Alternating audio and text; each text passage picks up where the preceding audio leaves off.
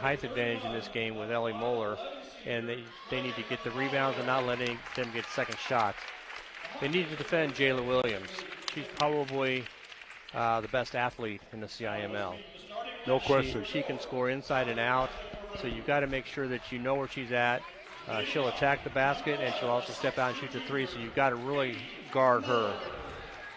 They need to be patient on offense. Every game we talk about limiting turnovers. But when you play games, when you're talking about two teams in the top 4 in the state, possessions are really important. You can't give those away. And then they need to recognize who's open. If they're going to double down on LA, they need to look for the open person, and those people need to be able to hit that shot. And as we talked about, this is a game is key for both teams as we look for the seeding in that 2, 3, 4 seeding area. So it's important for both teams to come out, play well, and to try to win the game.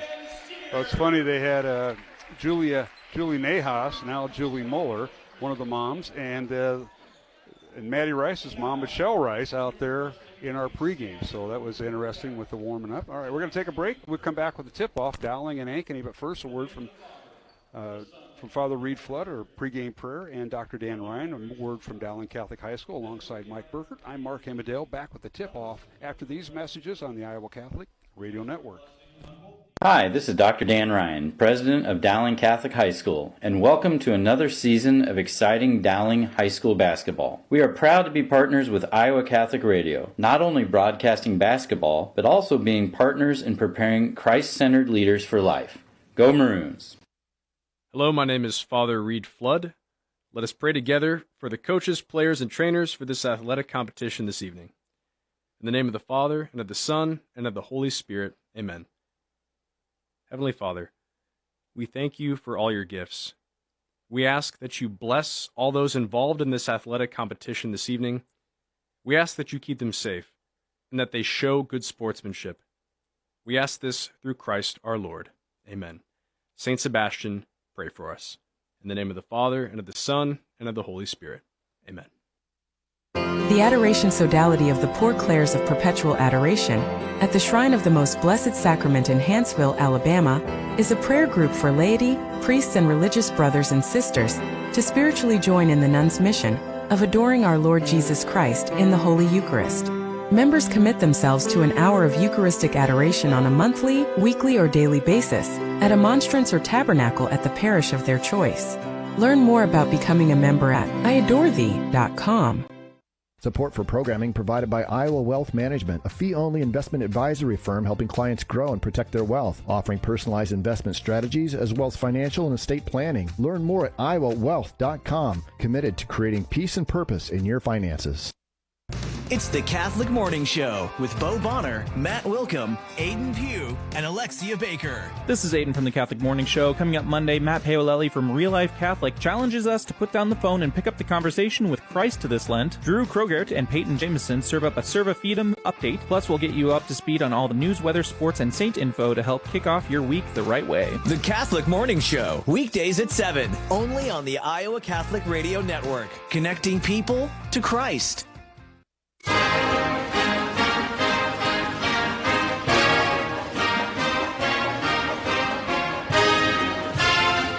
right, we are back here at the Dowling Catholic Gym. Starting a little bit early as we got high school basketball tonight, girls and boys basketball. Dowling hosting the Ankeny Hawkettes. Alongside Mike Burkert, I am Mark Amadale. And thanks to Vinny Catala, who is our studio producer tonight. We'll have game 1 and 2 tonight. Our officials, Chad Shellmeyer, Jeff Osborne, and Dante Terry. We welcome them, and they'll be around for both games tonight. So, Mike, did you mention the keys to the game? We'll just see how it all starts off. Dowling has done a great job getting the opening tip for most of the year. I think they are at a 99% clip. And I can't speak for some of the games that we didn't see. We didn't miss out on too many. Two in Minnesota, 2 in Missouri, and I think 1 in Nebraska. So we missed 5 games, but they've won the tip most every time. I think so. I think if I was a betting man, I'd bet on it. Ellie Muller wins the tip in the backcourt and run away. Dowling going right to left in their home white uniforms at the south basket here. Maroon numbers and letters. And the Hawkettes in their, that neutral gray uniform, if you will, on the road. And here's Sears with it as Ankeny Hawkettes open up man-to-man, and immediately they have a three-pointer. Katie Muller top the key. It's no good. And a rebound out to Jayla Williams. She goes all the way down, draws the foul. Foul down Katie Muller as the Hawkettes attack the rim on the first play of the game, and Katie with her first foul. Yeah, it looks like the initial matchup is the 2 leading scorers. Katie is guarding Jayla, and Jayla is guarding Katie, so we'll see how that goes. And Williams' first free throw, no good. We mentioned Jayla Williams headed to Creighton next year. She had numerous offers: Marquette, Kansas State, Iowa State, Colorado, Michigan. Lost track of them all. Second free throw is good. It's 1-0 Ankeny over Dowling here in this girls contest. Dowling in the front court. Sears running the point right now. Adrian stops the free throw line. She's guarded by Shatveld. Pass in the corner is tipped out of bounds off of Williams. Dowling going with the 3 Muller sisters, Katie, Ellie, and Nikki, along with Maddie Rice and Adrian Sears. Shatveld, Williams, Keene, Aguirre, and Baldwin, the 5 on the floor for Ankeny. Now here's Katie Muller coming off a ball screen by her sister, started by Williams. It's Rice, they run a little dribble weave. 1-0 Ankeny. We played a minute. Now here's Sears with it, 10 on the shot clock. Adrian underneath, over in the corner to Katie Muller for 3, good. Corner 3 by Katie Muller. That is her team leading 51st 3 of the year, Mike Burkert. And it's 3-1 Dowling. Yeah, that was a nice drive down baseline and a pass in the corner to Katie for the 3-point shot. Really tough for teams to help off the ball. And if you get off of, if you're helping someone else and Katie's wide open, she's more likely going to drain it. Now here's a shot down the lane. No good with the left hand by Williams. Left it short. Rebound Dowling. And now Katie Muller in transition. Pull-up jumper, a 3-pointer good. Right in front of Coach Toby and the Ankeny bench. 6-1 Dowling. Wins by 5. Katie Muller with both baskets, both 3-pointers. 6:10 to go. First quarter. With the basketball is Aguirre. She goes down the right side. Good-looking freshman for Ankeny at 6 feet. Her dad's on the coaching staff, too, and she can play. Now Aguirre in the corner for 3. Good. Allie Aguirre with her 25th made 3.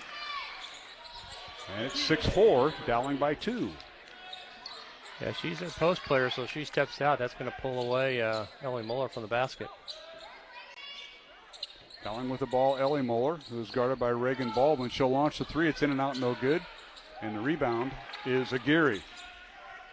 And get used to that name, as her older brother, Rio, will be playing in the boys contest coming up on Iowa Catholic Radio in Game 2. Here's Shatveld with it for Ankeny. Kyla on the dribble. Gets it to Williams. Jayla coming off the screen. Top of the key for three. It's no good, and Nikki Muller runs it down. 6'4" Dowling. Now in transition. Rice lobs it inside to Muller. Layup up too strong. No good. Good defense that time on the help side by Aguirre, and a rebound out to Ankeny. Now corner three by the Hawkettes, and that's Keene for three, and it's good. Ainsley with her 33rd made three, and the Hawkettes take the lead, 7-6 over Dowling. Hit two of the first three-point shots. It's been a game of runs, Mike, thus far. Here's a corner three, good by Katie Muller. She has all 9 of her points from that one spot. It's 9-7 or thereby, and it's been a game of runs. Dowling had a nice little run, and Ankeny has answered. Hawkettes in the front court. Here's Aguirre for three right in front of us. No good. Rebound, Katie Muller and Dowling. And kind of shocked with the pass to Maddie Rice. Maddie hangs on to it. Skip pass over to Sears. Catch and shoot for three. And they're going to give her two on the line. And a timeout, Ankeny.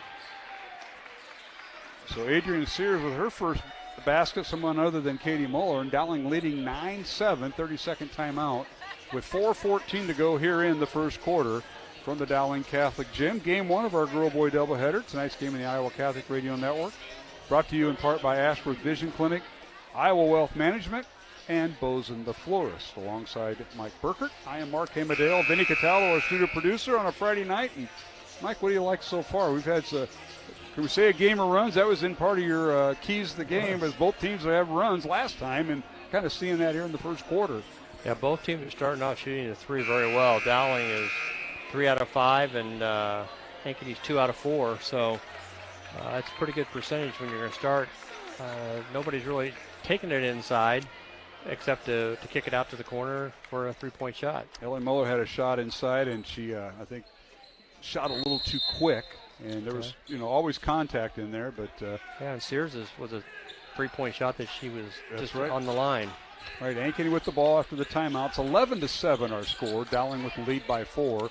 Now Baldwin for three, left wing, no good, and a loose ball foul on the Hawks. And they are going to get Aguirre with a loose ball foul of Ankeny. So that'll be the first team foul on the Hawks. And one on Dowling with 4 minutes to play, halfway through the first quarter. Dowling up 11-7. Now here's a long three by Katie Muller, no good from the top of the key, and the rebound, Ankeny. Now here's Aguirre underneath. Her shot is blocked by Ellie Muller. Weak side help. Ankeny gets the rebound though. Here's Williams in the lane. Kicks it out to Aguirre for three. It's off the back iron, no good. A rebound, Dowling. Hawks got 2 looks at it there, Mike, and couldn't hit it, and both of them by Aguirre.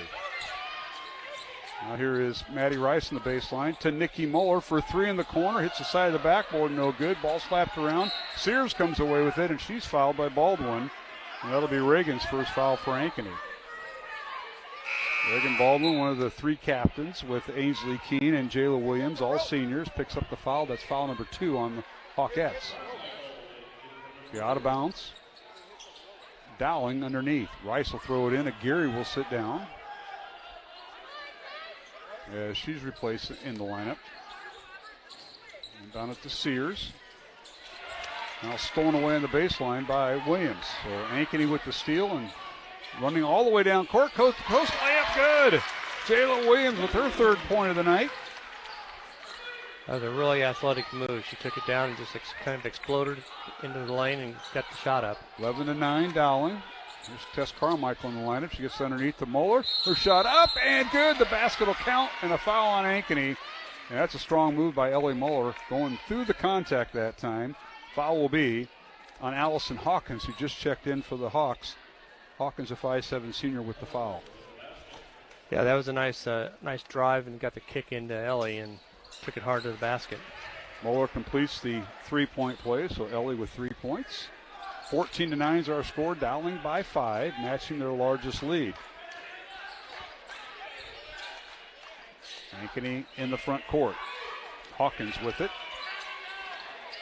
5'7" senior, one of 5 on this club, and now shot filled for 3. It's no good. Ball safe from going out of bounds, and they do a great job knocking it off, saving the ball off of Katie Muller did Ainsley Keene. So it'll be Ankeny basketball with 15 on the shot clock. It's one of those that is kind of an air ball, and everybody took off except the 2 people underneath the basket, and the Ankeny girl was able to bounce it off Katie Muller.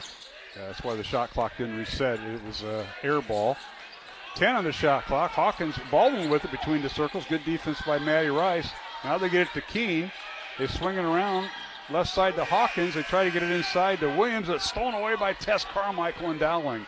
Here's Nikki Muller with it. Underneath to her sister. The ball is knocked out of bounds. Well, saved from going out of bounds by Nikki Muller. To her sister Ellie. Underneath, layup no good. Gets her own rebound. Put back up, and the shot is no good, but drew the foul. So 2 shots at the basket by Dowling. Foul on Ainsley Keene of Ankeny, and that'll be her first. And free throws coming, Mike, for Ellie Muller. Yeah, she missed the first shot, although I think she might have gotten fouled on the first one. Got the ball back and put it up again. Ellie hits the first of 2 free throws. Tonight's game in the Iowa Catholic Radio Network, brought to you in part by Fast Signs in Clive, the construction professionals, Catholic Tuition Organization, and Skeffington's Formal Wear. Both free throws good. Ellie Muller now with 5 points. And it's 16-9, Dowling leading Ankeny. Maroon's largest lead is right now at 7. Aguirre back into the Hawkette lineup. Here's Aguirre with it, left wing, 3-point line extended, dribbles down, guarded by Ellie Muller. Reverse layup no good. Rebound Ellie Muller. I like how the young freshman Aguirre is challenging Ellie, not letting size be a factor. Now here's Katie Muller with it to Maddie Rice, dribbles baseline, kicks it out to Carmichael. In the corner to Nikki Muller for 3, good! Nikki Muller with a corner 3, her 27th made 3 of the season, and she had 3 on Tuesday night in Dowling's Dowling's game against Johnston. That was a nice offensive play that time. Finding the open person. Steal by Ellie Moore and the pass by Ankeny. Here's Katie for 3 right in front of the Ankeny bench. It's no good. Nikki Muller with the offensive rebound. Ball slapped around, and stepping on the baseline is Katie Muller. So turnover against Dowling as the Maroons will bring in Adrian Sears back in the lineup. And for the first time tonight, we're going to see Olivia Meredith, 5'9" junior, checking into the Dowling lineup. That's Ellie Muller and Maddie Rice, the 2 seniors, have a seat on the bench on senior night. It's an important possession right now for Ankeny. They're down 10. They need to get a basket here and get a couple of stops in the quarter to get back into this. Hawkettes pass the ball on the perimeter. Here's Shatville between the circles, guarded by Olivia Meredith. Shatville works the left side, gets it to Aguirre. Alley with it. Now finds a cutter, and that is Hawkins. She won't shoot it, kicks it back out to Keene. 5 on the shot clock. Here is Williams with it, guarded by Carmichael. Williams down the lane, puts up a shot, it's no good. And that's a shot clock violation as the ball hit the backboard but not the rim. And officials get control of that as Ankeny got the rebound. Good job by Dante Terry, waving that off, stopping the clock. Dowling possession here, Mike. That's after Coach Meyer pointed that out to him that didn't hit the rim. She about ran on the floor and told him. Dowling with the ball. Final 20 seconds of the first quarter, and a whistle and a foul on Ankeny as Carmichael was fouled by Hawkins, and that'll be Allison Hawkins off the bench for Ankeny, now with 2 fouls. That'll be the 15th foul, and it'll be free throws coming for Tess Carmichael on a 2-shot. As it's foul number 5 on Ankeny here in the first quarter. First free throw no good by Tess. Hasn't been to the free throw line much this year. 1 for 2 at the line, and this is the first. And we got a little offense-defense coming in. 15.5 seconds remaining. Dowling leading by 10. And Hawkettes bring in Reagan Baldwin, their leading three-point shooter, back in. Headed to Waldorf College next year. And the second free throw by Carmichael, good. Dowling 4 or 5 at the free throw line in the first quarter. And now they inbound the ball. Maroons lead it 20-9. 11-point lead for Dowling. Ankeny with it. Here is Jayla Williams, a Creighton recruit. Dribbles left. Turnaround jump shot on the baseline. No good. Ellie Moore with the rebound. 4 seconds remaining. Pressure in the backcourt. Katie Muller, half-court shot at the horn is no good. And we have come to the end of the first quarter here at the Dowling Catholic Gym in West Des Moines. Our score, Dowling Catholic 20 and the Ankeny Hawkettes 9. Alongside Mike Burkert, I am Mark Imadale. We'll return with the second quarter in 1 minute along the Iowa Catholic Radio Network. This is Dale Ahlquist with a Chesterton Minute. How many times have you heard the complaint that church is boring, that we just do the same things over and over again? Well, the problem is not that church is boring, it's that we are bored. We are the problem. And not just with church, but with everything else. We have lost our childlike sense of wonder. G.K. Chesterton says the children have abounding vitality, and yet they want things repeated and unchanged. They always say, "Do it again," and the grown-up person does it until he's nearly dead.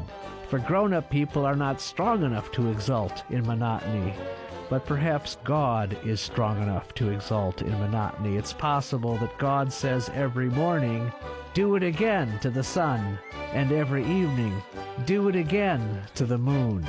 Want more than a minute? Chesterton.org.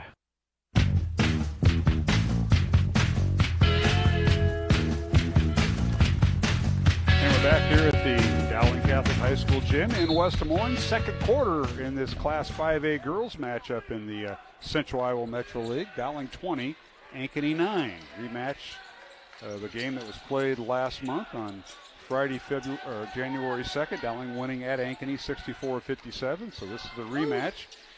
Ankeny comes in ranked 4th. Dowling 3rd ranked in Class 5A. And underneath, Aguirre's shot for left hand no good. Might have been slightly altered by Ellie Muller. Rebound comes out to Dowling. Katie Muller almost lost it at half court. Good defense that time by Jayla Williams of Ankeny. Underneath to Ellie Muller, and a little Euro step. Shot up and good with the little baby hook by Ellie, and she has her second field goal of the night and 7 points there, Mike. Kind of looked like a little mini Kareem Abdul-Jabbar there with that hook. Yes, it did. 22-9 Dowling, wins by 13. Ankeny with the basketball. Aguirre left one-on-one, dribbles baseline against, and she travels with the basketball. Dribbled against Ellie Muller. I like how she's not afraid to attack the basket. And on that turnover, let's take a look at our first quarter numbers here, Mike. Sure. First quarter, Dowling overall was 6 out of 13 from the field, 46%. They were 4 of 9 from the three-point range, which is 44%. 4 of 5 from the free throws. They had 9 total rebounds, 2 offensive, 7 defensive rebounds, and just 2 turnovers. There's Ellie Muller underneath, and her shot up and good. She turned and spun right on Reagan Baldwin for the basket, her 9th point. Go ahead, Mike. And Ankeny was 3 out of 13 in the first quarter from the field overall, 23%, 2 of 8 from the two-point range, 25%. They had 1 of 2 free throws. They had 6 rebounds, and they had 3 turnovers. All right, 24-9, Dowling. Let's go! Runs by 15. And Ankeny with the ball, 10 on the shot clock, and getting loose in the lane. Jayla Williams shoots and scores. That is her second field goal of the night.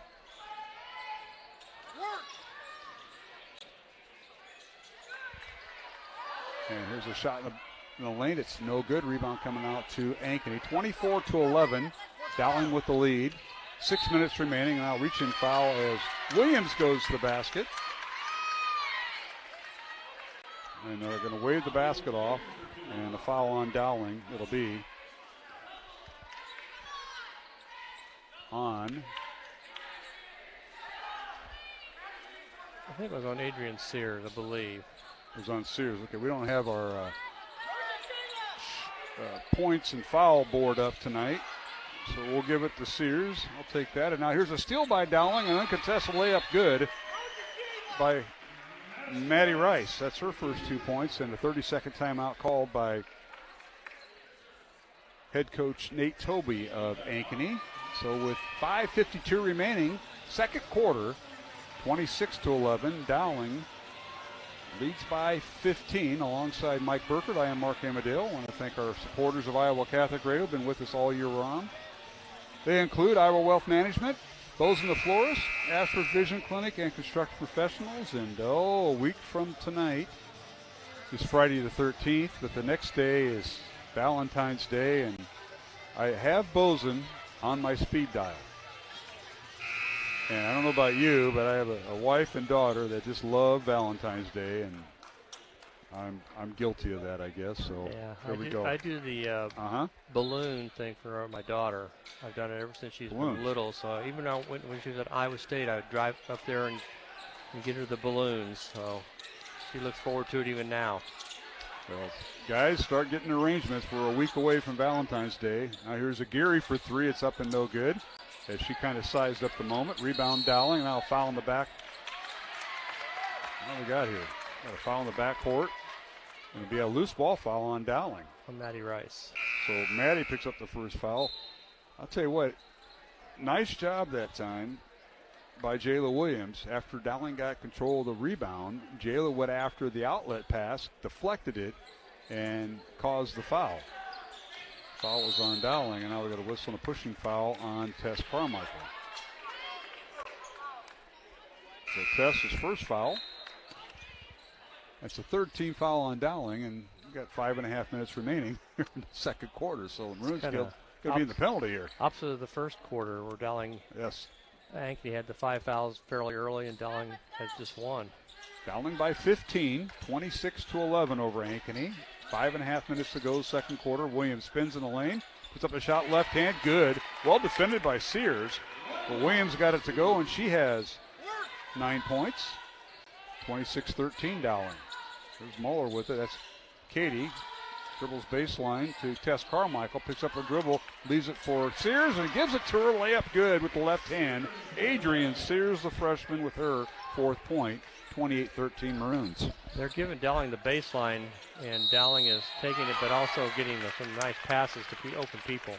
And now here is Williams spinning on the baseline. Her shot up and good. Foul on Dowling will be on Carmichael, and that'll be Dowling's fourth team foul here in the second quarter. Her second. And free throws coming for Jayla Williams, as she'll have an and one here. She has 9 points tonight. Make it up. Free throw no good. She's 1 for 3 at the line. Rebound Dowling. Maroons lead it 28-15. Nikki Muller on the baseline. Double team. And now she tries a reverse pass. Stolen away by Jayla Williams. Williams all the way down. Kicks it over in the corner. This is Chatfield for 3. It's no good. Rebound Nikki Muller. Dowling with the ball. Here's Katie Muller. Maroons in the front court. They go right to left.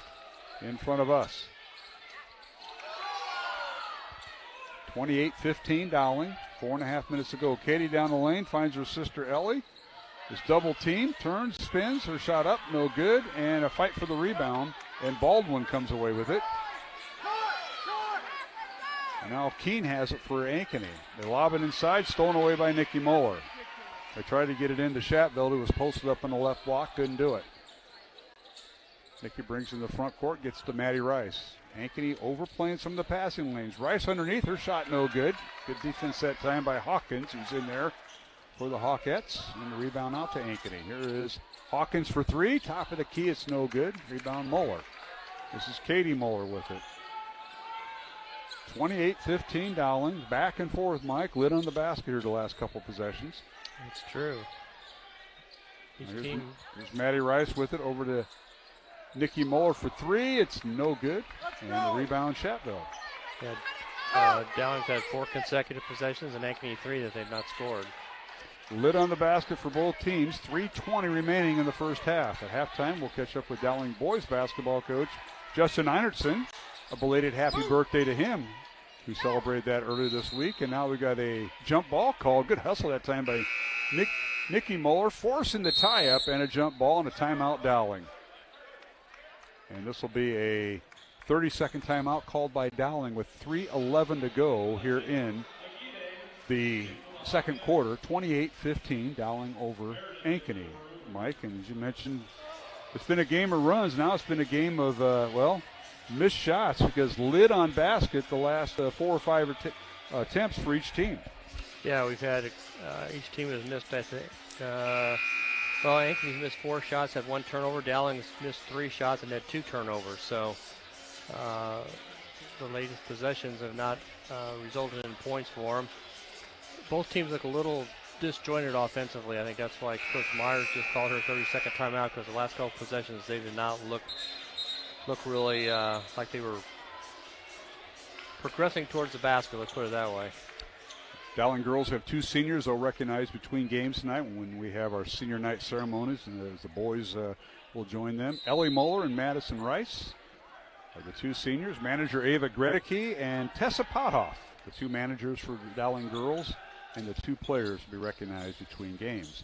All right, Dowling out of the timeout. Sears underneath, puts up a shot up and off the rim, no good. Offensive rebound, Meredith, and gets it out. A 3-pointer by Molly Austin's no good, but Austin gets the rebound. The Maroons keep the possession alive and a brand new shot clock with 2:50 remaining. Here's Katie Moeller to her sister Nikki. Won't shoot the 3. Gets it underneath to Meredith. Out to Austin for 3, and she traveled with the basketball before she made the shot. She made the shot. The bunny hop before the shot. From our angle, I didn't see it, but I'm watching people standing down the corner hopping around down there. The old bunny hop. Yeah, Molly Austin. You think her dad, Adam, would have taught her better, you know? I don't know what's going on She there. was wide open. That was the thing. She was like, oh, my gosh, I got to shoot this. It's good. And out of the timeout, Dowling, or Ankeny with the basketball. Now a bad pass thrown away by Katie Moeller. Dowling with a 3-on-3 fast break. Katie will wait for her teammates. Maroons without really a post presence. And now Nikki Moeller for 3 in the corner. It's no good. Offensive rebound, Dowling. Nikki swiped it away from Aguirre. Now to Katie for 3. It's no good. Nikki Moeller offensive rebound. Now to Sears. To Katie Moeller. 28-15 Dowling. 2 minutes to play. We've been on that score for a while. At least 2 minutes. At least. Here's Katie Moeller over to Sears. Ellie Moeller's on the bench, as is Maddie Rice for Dowling.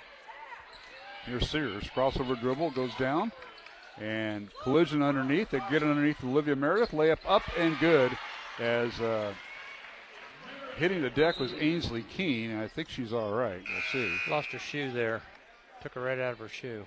Sometimes we'll do that. That is Emerson Hutchins who we're referring to, and she'll come out of the lineup, being replaced by Kyla Shatville. Minute 38 remaining, first half. 30-15. Dowling has doubled up the score on Ankeny. Dowling has equaled its largest lead of 15 points.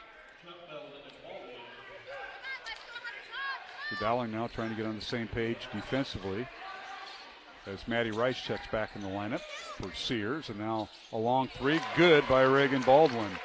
She is that sharpshooter, that post player that can knock it down, and that is her team-leading 37th made 3 of the year. It's 30-18 Dowling. Minute 15 to play in the first half. They lob it underneath to Ellie Moeller, and he threw it away. Sister Nikki didn't give enough air under the ball. And be a turnover against Dowling. Now Williams dribbles in the front court for the Hawkettes. Gets it out to Shatville for 3. Top of the key, no good. Rebound, Ellie Moeller. Outlet pass to her sister Nikki. Under a minute to play, first half. Here's Katie with it. Underneath to her sister Ellie, and a whistle and a loose ball foul, or a foul rather, on Baldwin. That'll be her second. As Olivia Meredith and Adrian Sears check in, and checking out Molly Austin and Nikki Moeller from the Dowling lineup, as Rice throws it in to Meredith.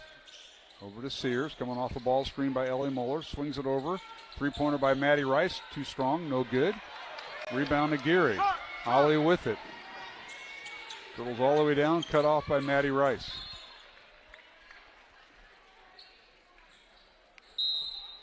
And the ball knocked out of bounds. Substitution now for Ankeny. Ainsley Keene will check in, replacing Allison Hawkins. 36 seconds remaining. And Ankeny throws the ball in, deflected by Meredith, but right into the hands of Shatville. a 7-second differential, shot clock versus game clock. 25 seconds remaining in the first half, 15 on the shot clock. There's Baldwin with it.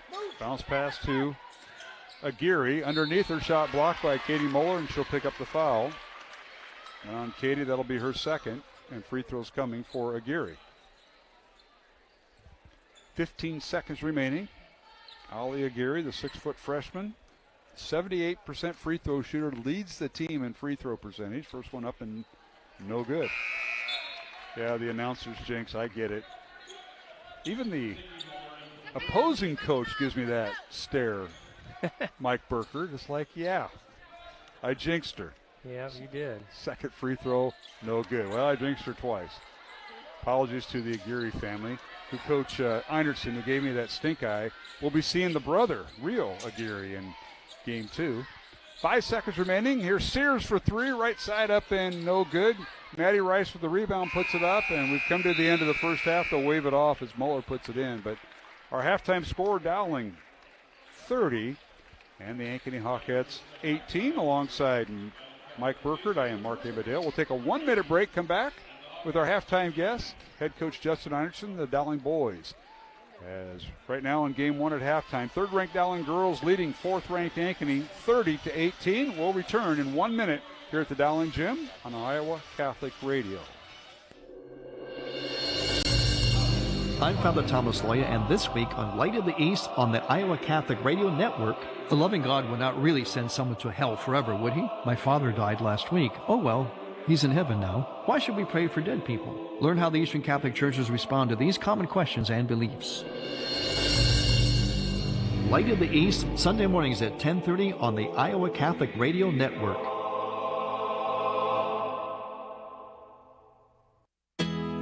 The Diocese of Sioux City and Lamar's All Saints Parish invite you to the March 21st Men's Conference with keynote speaker Dr. Ray Arendi and Bishop John Keener. Register today at scdiocese.org/men's conference.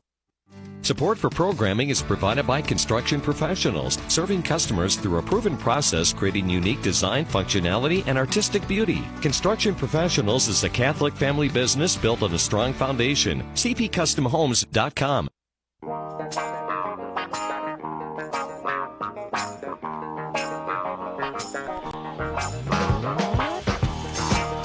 And we're back here at the Dowling Catholic High School Gym, West Des Moines. Friday night, first Friday in February, alongside Justin Einertson joined us here at halftime, and Mike Burkert. I am Mark Amadale, and Coach Einertson, a belated happy birthday to you. I know you celebrated big time this week. You had practice, you had school, then practice, and ice cream. Well, wow, you can't beat that's that. About as good as it gets at this pretty age. good. And that's great. I was happy. Maddox pulled a fast one and mentioned it on the morning announcements. So big shout out to the Dowling community for bending over backwards to let me know that I needed to have a happy birthday. That was pretty cool. It was, and many, many more, Coach. That's awesome. I'm sure you and your lovely wife Britt went out and celebrated to the nines. And don't forget, Valentine's Day follows your birthday a week from tomorrow. Honestly, just with the basketball life, I don't think we've ever celebrated Valentine's Day, ever. Because of there's your occupation? There's two things we really don't ever get to celebrate. And I'm coming from college, so maybe I just kind of put it out of my mind completely. But Thanksgiving and Valentine's Day just don't happen. No, there's always hope. There's always hope. As long as everybody agrees to that, you're good. Yeah, and I got one that's she's the assistant AD at Grandview, so nobody gets it better than she does. Okay. All right, Coach, you take on Ankeny for the first time. I look back at last year, and it's like you guys split, both winning on each other's home floor when you faced the Hawks last year. And head coach Brant Carlson, Ankeny won here 63-48, and Dowling winning up there 66-43. I know the teams kind of trade off, but he's got 3 starters back from a year ago, and another Aguirre, not this one we just saw, the freshman, little sister, but Rio is a senior, and he's headed to Sioux Falls to play Division II basketball next year, and he leads this team. Jashani Campbell, I remember him, and Drew Sorensen. I think there's the other 2 starters. But talk about the matchup with Ankeny for the first time this year, because you're going to play him on the regular season final up there later on. Yeah, I feel like a broken record. This is tough.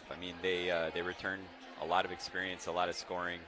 Rio's about as good as you get as far as a a scoring guard, he's also able to pass, which, would be a little bit easier on us if he wasn't such a good passer, to be honest, because then you could just key in on him. But his ability to get others involved is really special as well. They also have a 7-foot big, so it creates a problem that we really haven't faced this year, and that's bigger than ours. So, we got to get him moving a little bit. But we're looking forward to the challenge. We just keep saying it's nice to be able to continually practice these sub-state final games on nights like tonight, where we know that we're going to play a team of high quality like this, and why not see where you're at and see what you need to improve. No question about it. It'll be one of the rare nights where Charlie Crane is looking up at someone. Doesn't happen much. With the 7'1" Max Allison, leads the team in rebounds, but he's going to be he can alter some shots if he wants to, and I'm sure you've got enough film on that. But that's always an interesting matchup when you got two bigs going at it. Charlie at 6'10" and the Allison kid at 7'1". Yeah, and they play really hard too. So he adds a lot to their defense because their guards require so much attention. He actually rolls into open space a lot. So it's a tricky matchup for sure. And we've spent quite a bit of time this week playing on Monday, getting ready for this one. And I think our coaching staff's done a great job to give us the best shot. Well, we shall see. And, of course, Coach, as we talked about earlier, it's senior night, and you've got quite a few of them. The girls have 2 players. I think you have 9, is that right, 9 or 10? That's a good question. Yeah, you got to count the banners. Well, the interesting one was Leo. So Leo hasn't dressed all year, but he's a senior, so I think that makes 9. Yep. Yeah. Yep. Leo Pagano was there in Cedar Rapids when he blew out his ACL in football. That's tough. But what a tremendous leader. Yeah, and I'm sure he's been like an extension of your coaching staff, and that's what guys you want around. Great teammate. Guys love him. So we're really happy that he decided to stick around. You mentioned, they're all special. You've been doing this, 7 years of Lincoln, here Dowling 3. Senior nights, they become memorable. But this is a group that when you started here 3 years ago, this group was, just coming out of their freshman year, and they met you. Yeah, actually, the first meeting with them was pretty memorable. Guys like Noah, you don't really forget. And Maddox, those two were in our varsity workouts right off the bat. I actually started varsity workouts here before I left Lincoln. I told him I was coming, but I still had school going on there, so that was kind of interesting. But Maddox came up, introduced himself, was really impressed by him right off the bat. And then I think it was the next day I went into a sophomore workout. I'm like, man, nobody knows about these guys. Like, this is a really talented group. And guys like 6'5", Charlie Crane running around. That's right. At the time, Gio 6'5". looked really smooth. I'm like, man. And then I heard they played on the B team. I'm like, oh, this is nice because you got some guys that are really hungry to prove that they're varsity players at some point. And, man, the work that all these guys put in to get here is pretty awesome. And obviously we've been through a lot together. These guys all went through the wars now year 2 together. So, yeah, it's a day where you're trying to avoid being emotional and you're trying to turn all that emotion into positive, aggressive emotion so we can get out there and get a win tonight. We visit with Justin Anderson, Dowling boys basketball coach here at halftime of the girls game. Dowling girls lead Ankeny 30-18 at halftime. Mike Burkert, you got a question for the head coach at Dowling in his 3rd year and his 3rd senior night. Coach, you coached for a lot of years. Do you have any pregame rituals or superstitions that you follow? No, but my favorite saying is, I'm not superstitious, I'm just a little stitious. But no, I'm actually not superstitious at all. Prayer is a big one for me. It's something I try to get our guys to invest in as well. So visualization and prayer. It's funny what you visualize as a coach because you're putting yourself in bad situations that you have to work out of. As players, we tell them to just focus on the positives all the time. So it's a little bit different, but the chapel here is really great on game days. I try to get a walk in. It's hard to work out with our schedule, but try to throw one of those in just to make sure that I'm clear-headed as can be. But prayer is a big one. I would suggest any athlete or coach should implement that into their pregame because it helps settle you going into games. Now, when I was getting technicals all the time at Lincoln, I wasn't praying a whole lot. I feel like that's correlated. Well, you're praying for forgiveness. Amen. Every day. Every day. I'm not touching that. That's awesome.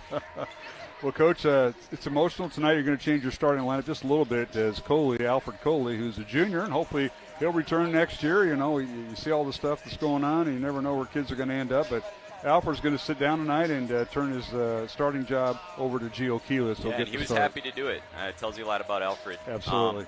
Gio is a starter. He deserves to be a starter. He's done everything to be a starter. We just only have 5, and we got 6 legit ones, so it becomes a really tough thing. So tonight should be special. Get him out there, and we haven't gone 4 guards in a while, so we had to change a little bit of the game plan offensively to start. But I'm excited to get this group out there. I'll bet you are. Well, Coach, we appreciate you coming by, and we look forward to speaking to you after the game. Round 1 with Ankeny, we see him twice in a matter of 2 weeks because of the schedule. Well, it's because you guys went to Carroll. You didn't play him on January 2nd like the girls did, so that's why you're going to see him twice in 2 weeks. Well, we're only worried about this one tonight. That's right. I know. and Mark will get to be courtside two times this year. That's always fun. That's that I've been doing this a long time, over 40 years, and never have we had to go back to a place but this time it's unusual because the girls played up there, and now the boys are going to play up there. So going twice to Ankeny. We're just trying to make your job a little bit harder. That's one of our goals every day. I appreciate that, and everybody that supports that, I appreciate that. There's a lot. Thanks, guys. Appreciate it.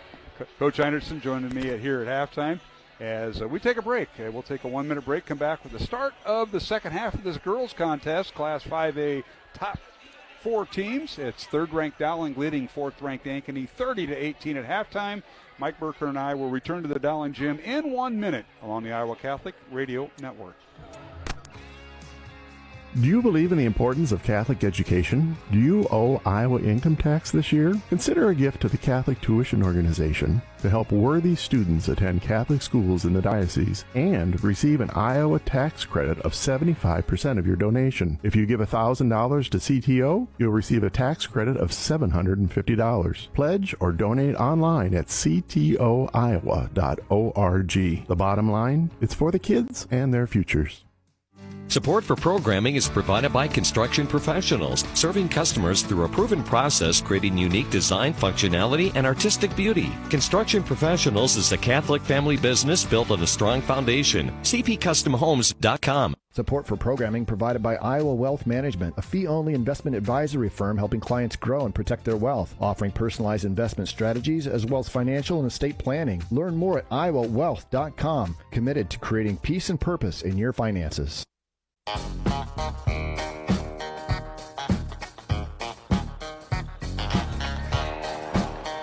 Welcome back to the Dowling Catholic Gym here in West Des Moines, Iowa, as we get set for the second half alongside Mike Burkert. I am Mark Amadale. Ankeny has the ball to start the second half, and on their first possession, they had it for a while and they threw it away, so a turnover to start things off. Dowling 30, Ankeny 18.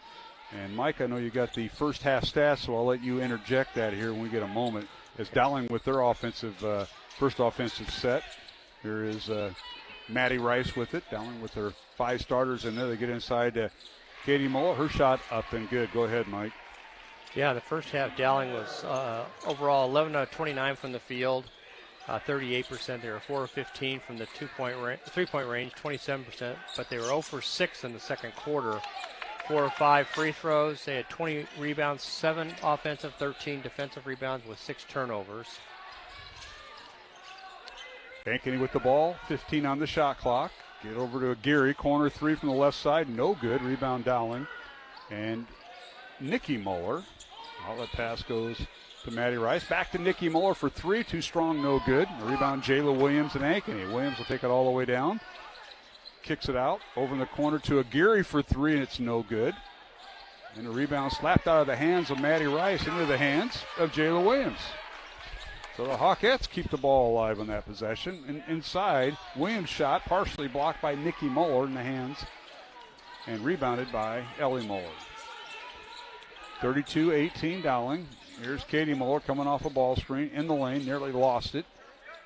Tries to lob it inside to Ellie Muller. It's underthrown and tipped away to Keene. Ainsley with it, gets it over to Baldwin. Reagan on the skip pass over to Shatveld. Now to Aguirre, right corner. 3-point line, a whistle, and a foul off the ball. And a foul will be on Nikki Muller, her first. Yeah, in the first half, Ankeny was 7 out of 22 overall, 32%. They were 3 of 13 from the 3-point range. They had 8 rebounds and 8 turnovers.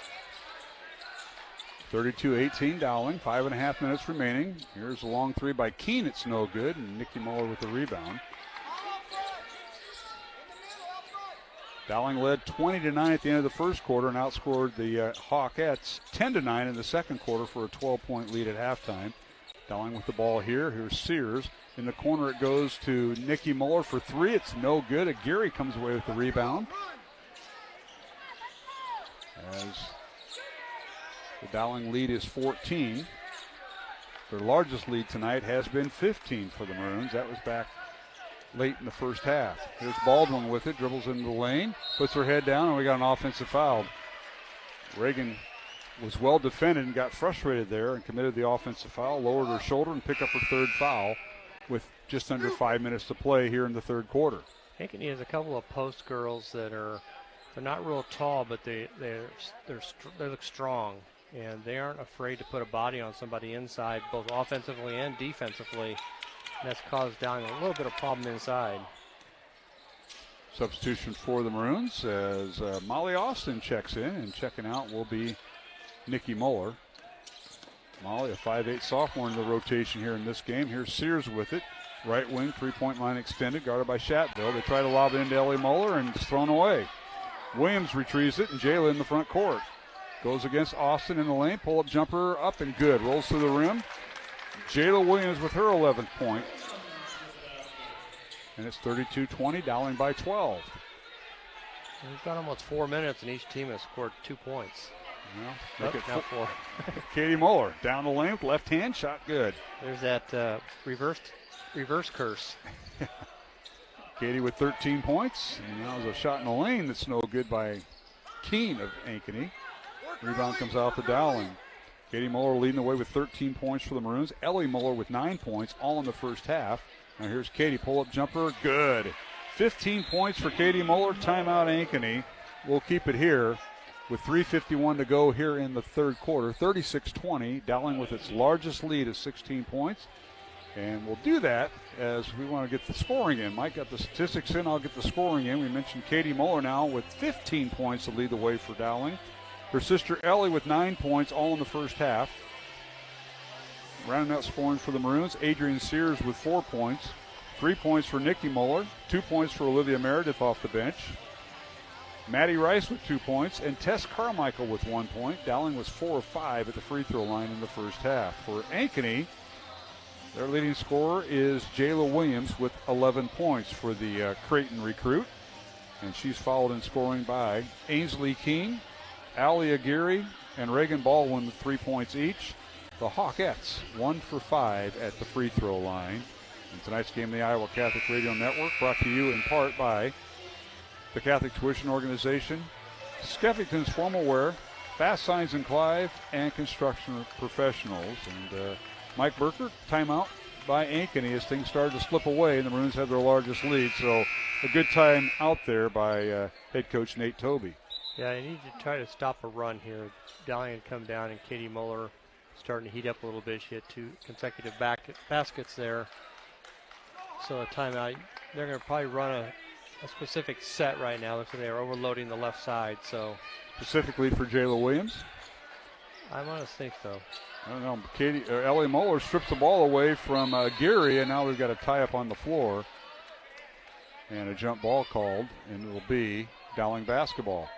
Good hustle that time by Ellie Muller. She got in the passing lane and stripped the ball away from the freshman, Allie Aguirre, and it'll be Dowling basketball versus a turnover on a held ball. That's true. All right, Molly Austin stays in the contest. Now here is Katie Muller, pull-up jumper, no good from 15 feet, and Williams with the rebound. Jayla in the front court for Ankeny, goes against Katie Muller, and a whistle and a foul. I'm going to call it on one of the Muller sisters. It'll be on Katie, her third. As Williams split the difference between Ellie and Katie got the reach-in foul. Now she's got to be careful. With 3:21 remaining, third quarter, Dowling leading by 16. And free throws coming for Williams. First one up and good. Jayla has 12 points tonight. And she is 2 for 4 at the free throw line. Second free throw on the way. It's no good. Rebound Ellie Muller and Dowling. Maroons get the ball down court to Nikki Muller, now to Sears. Bounce underneath, right block. Ellie Muller double team. Back out to her sister Nikki for three. Good! Three-pointer right in front of the Dowling bench for Nikki Muller. Her second three of the night, her 28th of the year. And the Maroons have opened up an 18-point lead, 39-21 over Ankeny. Yeah, that was a big three-pointer. Dowling had missed 9 consecutive three-point shots before Nikki knocked that one down. You got to like how the ball went inside and then back out. Yes. Now, long three up and good. Ainsley King with her second three of the night and her 34th of the year. 39-24, Dowling by 15. With 2:40 left to go here in the third quarter against Ankeny. Now Dowling the other way. Nikki Muller, corner three, good. Same spot, same shot. She has 6 of her 9 points in the last 30 seconds, and it's 42-24 Dowling over Ankeny. Well, this is the Mullers have scored every point in this. They're outscoring them 12-6 here in this quarter. Well, what's working, it's inside, outside, and now Ankeny does a little bit of the same. Jayla Williams inside shoots and scores as she posted up Tess Carmichael. Williams with her 14th point, 42-26 Dowling. 2 minutes to play, third quarter. Don't forget it's senior night, and we'll have senior night activities and recognition between games during our post-game show. And here's Ellie Muller for three. It's no good. Williams with the rebound. Pass goes underneath to Keene. Layup is no good. And the rebound, Ellie Muller. Outlet pass to Katie. Dowling wants to run. Katie, pull-up jumper for three. Good! Katie in transition. She has 18 points. That's her fourth three of the night. And Dowling leads at 45-26.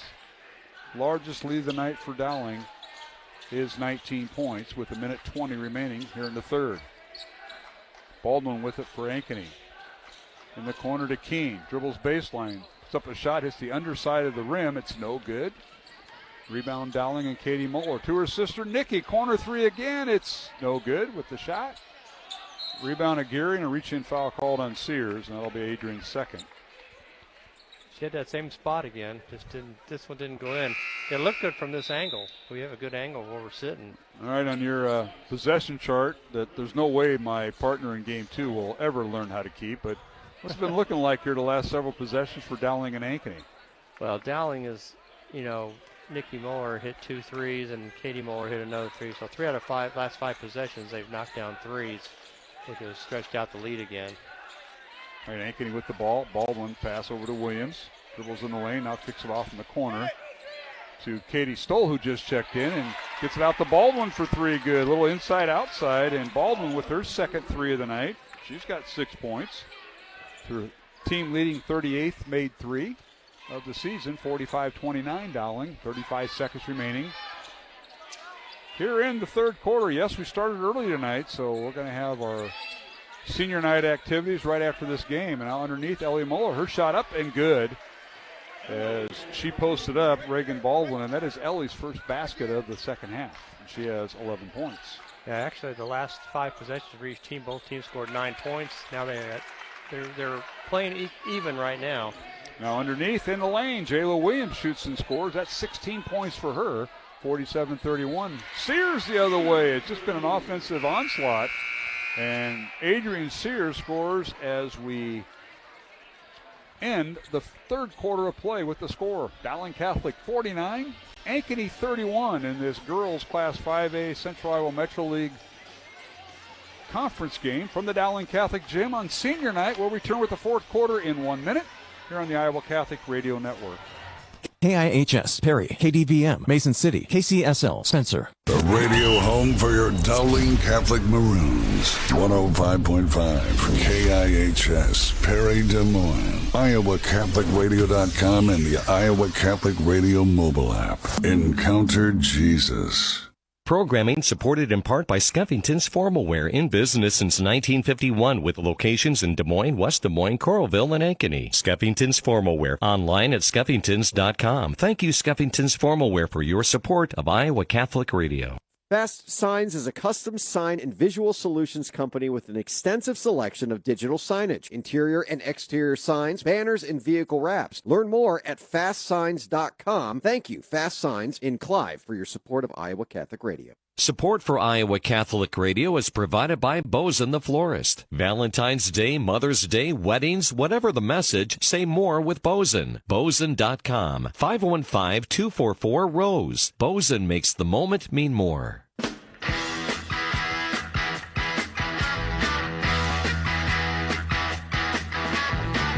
welcome back to the Dowling Catholic Gym here in West Des Moines. It's about set for the fourth quarter in this top four Class 5A girls contest. Fourth-ranked Ankeny trailing third-ranked Dowling 49-31. We start the fourth quarter alongside Mike Perkert. I am Mark Amadale. Glad you could join us. Game one of our doubleheader. Dowling girls outscoring Ankeny 19-13 in that third quarter. Down the lane as Ankeny with the first possession. And a shot off the glass too strong, no good by Jayla Williams. Rebound Dowling.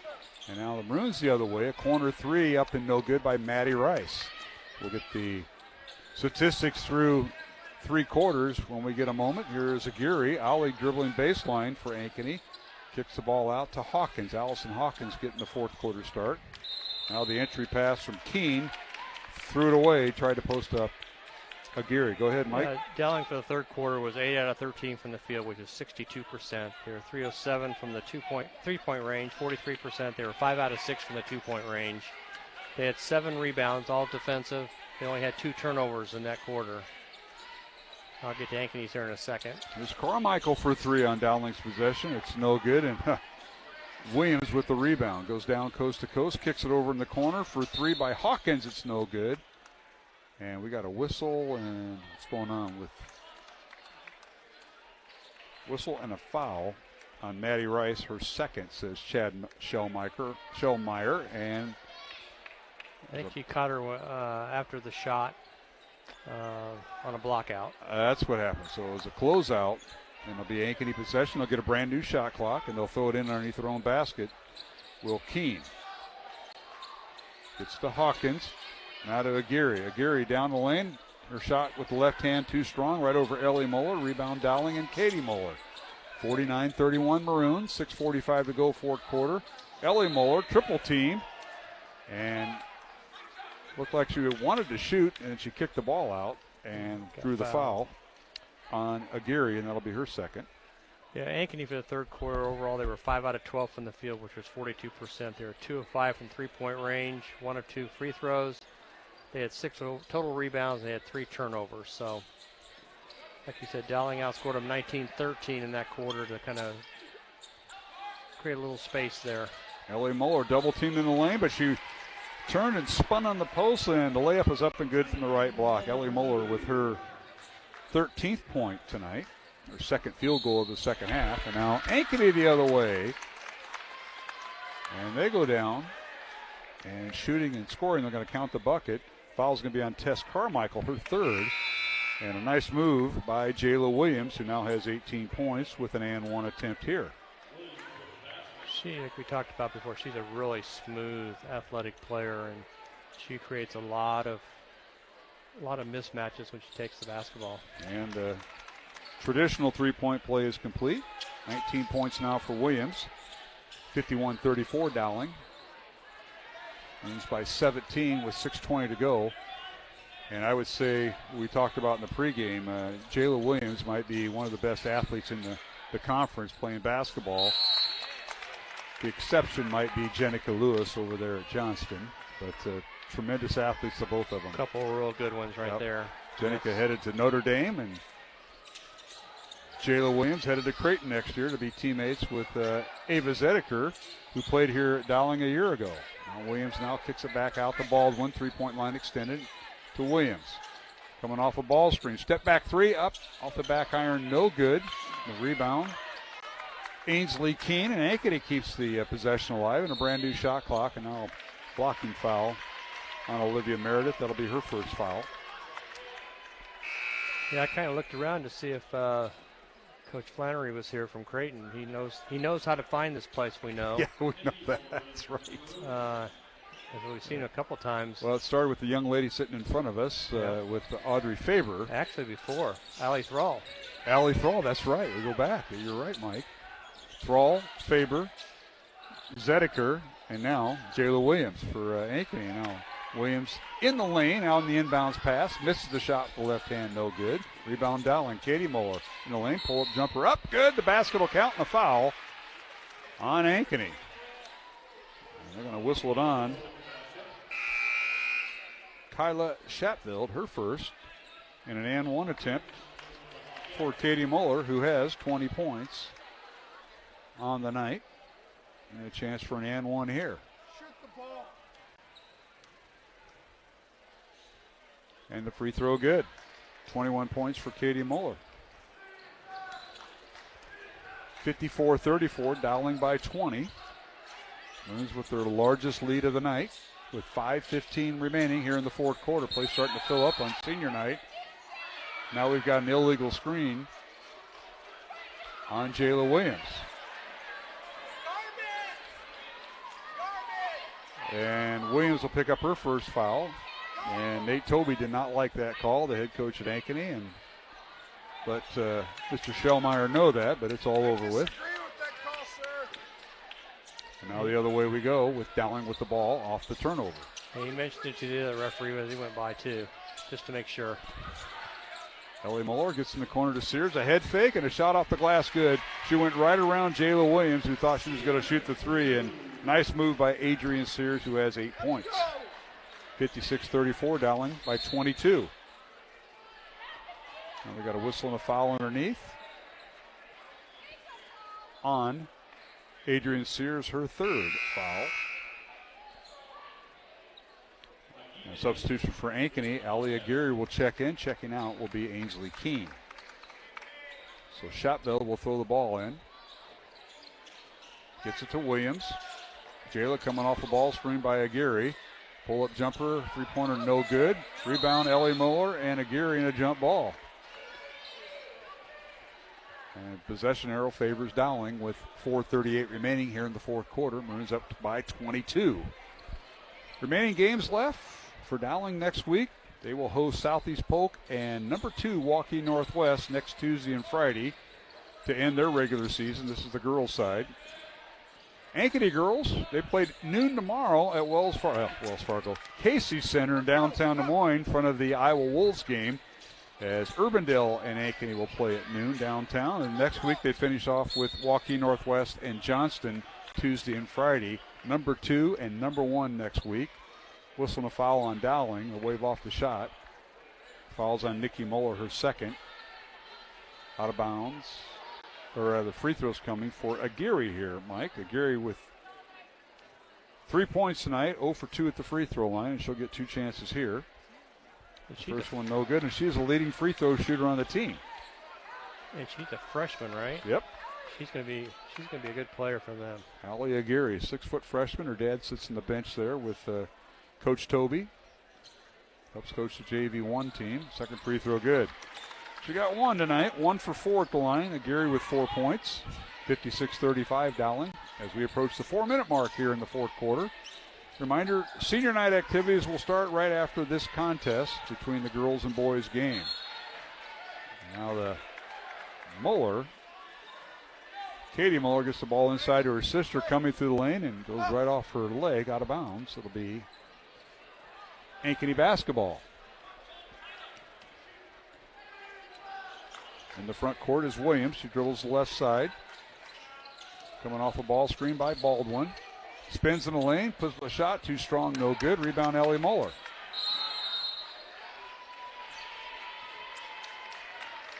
And the foul will be on Williams.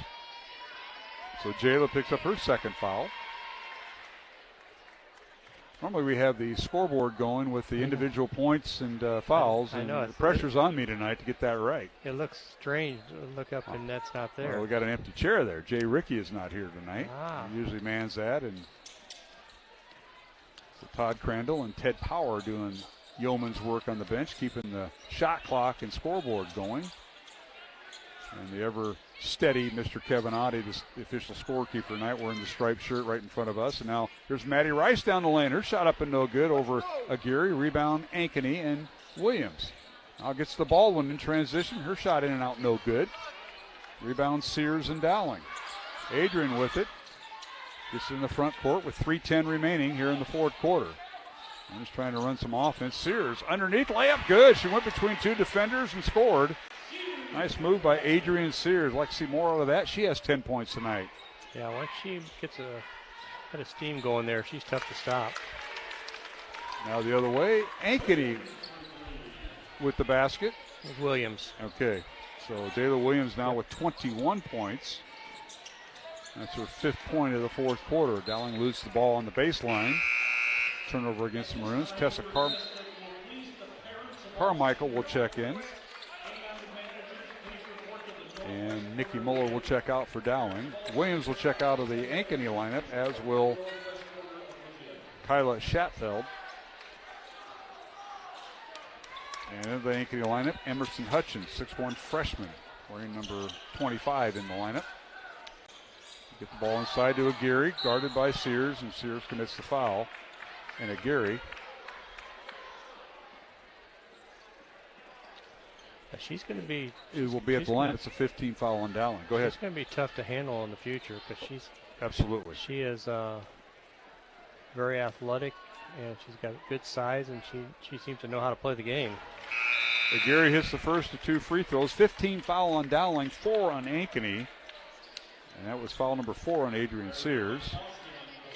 Those are going to start clearing their bench. I think the only thing Dowling would be a little I shouldn't say a little not happy. That doesn't sound very good. They've got 12 turnovers in this game, so they still kind of, it'd be nice to get those under 10 on a consistent basis. Emma Worley checking in for Ankeny, number 2, 5'7" junior. Chatfield stays in. Here's Sears for Dowling. Also in there, Callie Stoll, a 5'5" sophomore wearing number 11. Now a jump ball is called, and possession will favor Ankeny. Olivia Meredith in the lineup for Dowling. 13th over. Oops. As Katie Muller and Adrian Sears check out. Checking in, Kate Clendenin and Emerson Flattery. Saw them play when I was here for Coach Donahue's JV1 team. That's right. Ankeny with the ball. With it is Hawkins. Allison with it. Pass goes right side to Hutchins. And a little dribble weave to Callie Stahl. Now to Emma Worley. Worley looking inside. 13 on the shot clock. Out to Hutchins. Ball nearly stolen away by Dowling. Good hustle that time by Molly Austin. With 6 on the shot clock, will be Ankeny possession. This kind of looks like the JV1 game right now. Same people are in. We should probably call Donahue here and help us. Right, he's the one that, like you said, he lit a fire underneath him in the first game. That was classic Tom Donahue coaching. Now down the lane, and a shot up and no good by Ankeny. A foul on Dowling. That'll be on Kate Clendenin. And at the free throw line for Ankeny, it'll be Callie Stoll. He's 1 for 3 at the line this year. So the JV1 game I get here gets set up, and Dowling girls 2 consecutive shot clock violations while on offense. That never happens. And I've never ever seen that group. Of course, Coach Donahue didn't call timeout. He just kind of told them the place was kind of quiet. Second free throw good. Callie Stahl makes both for the 5'5" sophomore for Ankeny. 58-42 Dowling. Minute 40 to play to continue the story. He says, you know, that's the second shot clock violation. I know you're not happy. One of those Tom Donahue-isms. The Maroons proceeded to run 10 straight points off. They led, it was 2-0 Ankeny at the time, and they led 10-2 and never looked back. And probably within 35 seconds. It kind of was. All right, Dowling with the ball. Austin for 3 in the corner, no good. Ball slapped around, and good job by Ankeny. Jenna Hallbrook on the floor picks it up. Outlet pass goes to Stoll. Now she gets in the front court to Worley. They try to lob it inside, and they do. This is Hutchin battling Austin. Shot off the glass, no good. Rebound, Molly Austin. 5'8" sophomore into the Dowling lineup. Final minute. Maroons lead it by 16, 58-42. Dowling passes underneath and went off with Ankeny player, Aubrey Moeller. And another wholesale substitution for Ankeny and head coach Nate Tobey. Try to get these young ladies recognized. Briley Bach, 5'9" sophomore, wearing number 10. in there. Also, Peyton Peterman, a 5'9 freshman, wearing number 21. And now here is Austin in the lane. Pull-up jumper, good. Molly Austin with her first 2 points of the night. 60-42 Dowling with 30 seconds to play. Here's Peterman with it. Dribbles baseline. Kicks it out. Corner three by Madison Peebles for three. Good. Her first three of the year. And you can hear the fans celebrate that with 20 seconds to play. Dowling with the ball. Flattery with it to Carmichael. Dribbles baseline. Gets it out to Clendenin. Now skip pass over in the corner for three by Flattery, and it's stuck. And Mike Burker's going to have to get up there and jump and go get it. I would, if I could take the headphones off and get around there in time. But it looks like somebody's going to get out there in front of me. Oh, no. We're going to get the University of Iowa Hall of Fame, University of Northern Iowa Hall of Famer in track. And, he fakes like he hurt his hamstring. Jared Herring saves everybody the embarrassment and leaps up and grabs it.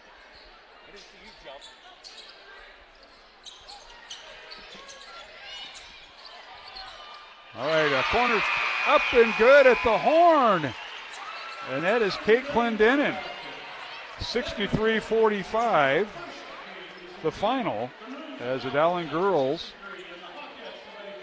ranked third in Class 5A, defeat Ankeny 63-45. That's the final on the three-point shot by Kate Clendenin at the horn. Dowling girls improved their record to 16-3. Ankeny falls to 12-6. Up next for Ankeny, they take on Urbandale tomorrow at noon at the Casey Center in downtown Des Moines ahead of the Iowa Wolves game. For Dowling, Maroons play two remaining girls games beginning next week, Tuesday and Friday. Tuesday night against Southeast Polk, and a week from tonight against second-ranked Waukee Northwest. We'll take a 2-minute break and return with our post-game show. We'll also be involved with the festivities on senior night here at Dowling as they recognize both the Dowling girls and boys basketball teams. We'll do that in 2 minutes. Final score in game one, Dowling 63, Ankeny 45. We'll return in 2 minutes on the Iowa Catholic Radio Network. Support for Iowa Catholic Radio is provided by Ashworth Vision Clinic. Complete eye exams, contact lenses, glasses, glaucoma testing, and urgent eye issues. 515-440-4610. AshworthVision.com.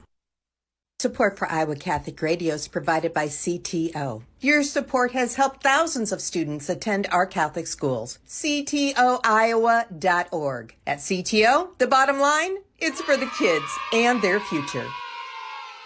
Support for programming is provided by Construction Professionals, serving customers through a proven process, creating unique design, functionality, and artistic beauty. Construction Professionals is a Catholic family business built on a strong foundation. CPCustomHomes.com. Support for Iowa Catholic Radio is provided by Bozen the Florist. Valentine's Day, Mother's Day, weddings, whatever the message, say more with Bozen. Bozen.com. 515-244-ROSE. Bozen makes the moment mean more. Fast Signs is a custom sign and visual solutions company with an extensive selection of digital signage, interior and exterior signs, banners, and vehicle wraps. Learn more at fastsigns.com. Thank you, Fast Signs in Clive, for your support of Iowa Catholic Radio. Programming supported in part by Skeffington's Formalwear, in business since 1951 with locations in Des Moines, West Des Moines, Coralville, and Ankeny. Skeffington's Formalwear, online at skeffingtons.com. Thank you, Skeffington's Formalwear, for your support of Iowa Catholic Radio. Building a relationship with a primary care doctor is one of the easiest ways to stay healthy. Schedule your annual checkup with a Mercy One doctor so you're ready for what life brings next. Find care at mercyone.org/healthpowerslife. From Albia to Arnold's Park and everywhere at iowacatholicradio.com or the Iowa Catholic Radio app. Listener-supported Iowa Catholic Radio, connecting people to Christ.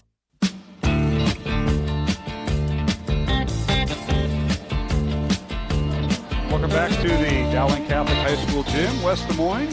Final score in game one, Dowling girls defeating Ankeny 63-45 as the Maroons sweep the conference season against Ankeny. Maroons winning 64-57 back on January 2nd and winning tonight 63-45 as we total up our scoring. And Jimmy Cataldo is going to join us as we've got senior night, and the Dowling boys are being recognized first as Mike and I totaled up. But Jimmy Cataldo, welcome. And I brought you in here between games. It's not because you needed more time on the pregame show of the boys contest. It's to talk about the seniors on senior night. And a few of these guys. They already went through this in football, and they have to go through it again. I didn't realize how that works. Sure, I focus more on the parents than I do the kids, because it wasn't too long being in those shoes, and it's such a bittersweet feeling walking across and recognizing your son, because you're excited that they've made it this far, but you're sad to see it getting close to the end. But so interesting about all these Dowling senior boys is how many years they put into this program and how much sacrifice and everything they put into it. 3-4 years, most of them. Big senior class of boys. And you look at a handful of them aren't getting a ton of minutes, but they're sticking it out. And it means something about this program means something to them, a little bit more than being on the court. And a lot of it's the guys that they've grown up with, the senior class. So excited for all of them. And as a coach, and Jimmy, you've done this, you have seniors in every sport that may not get a lot of playing time, but they know their role. Their role might be a leader in practice. Their role might be a leader in the scout team. Their role might be they are a team captain. Everybody has different roles, and the one thing you know about this group, they all know what their role is. And the one thing is that they don't get recognized enough. And the Jimmy Baumhovers of the world, the Drew DeRochers, Gio was just mentioned, but we talked about Jacob Wynn, who's graduating this year, and he's a senior. But these guys are what makes practice work. And you really can't have a successful team and the development of a successful team without some of these guys who haven't seen a lot of time on the court. And they need to be recognized just as much as anybody else. No question. We're talking about Jimmy Baumhover. These are Dowling's senior boys. And don't worry, we're going to recap the girls' game. So, but Maddox Capola, Charlie Crane, Drew DeRocher, Nate Jenkins, Noah Martins, along with Jacob Wynn, Leo Pagano, and Gio Keelis. And Pagano's a special one because he got hurt over in Kennedy, blew out his ACL. But he's been a leader. He's been an extension of the coaching staff, as we heard from Coach Einerson.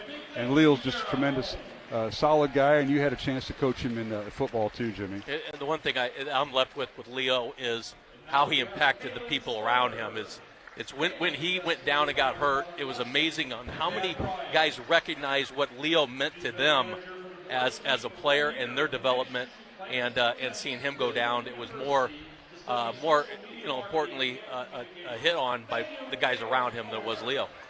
Others that are being recognized, some of the senior managers, Dara Holmes, Kaylin Kolner, along with Alden Fahm and Mia Soluri, rounding out that group. So we've got 9 senior boys and then 4 senior managers. So that is quite the group that is being introduced. They're doing the boys first, so the girls just got done playing, so they're going to get a chance to get freshened up and whatnot. But it's just something to see some of these individuals. It's hard to believe they've been here.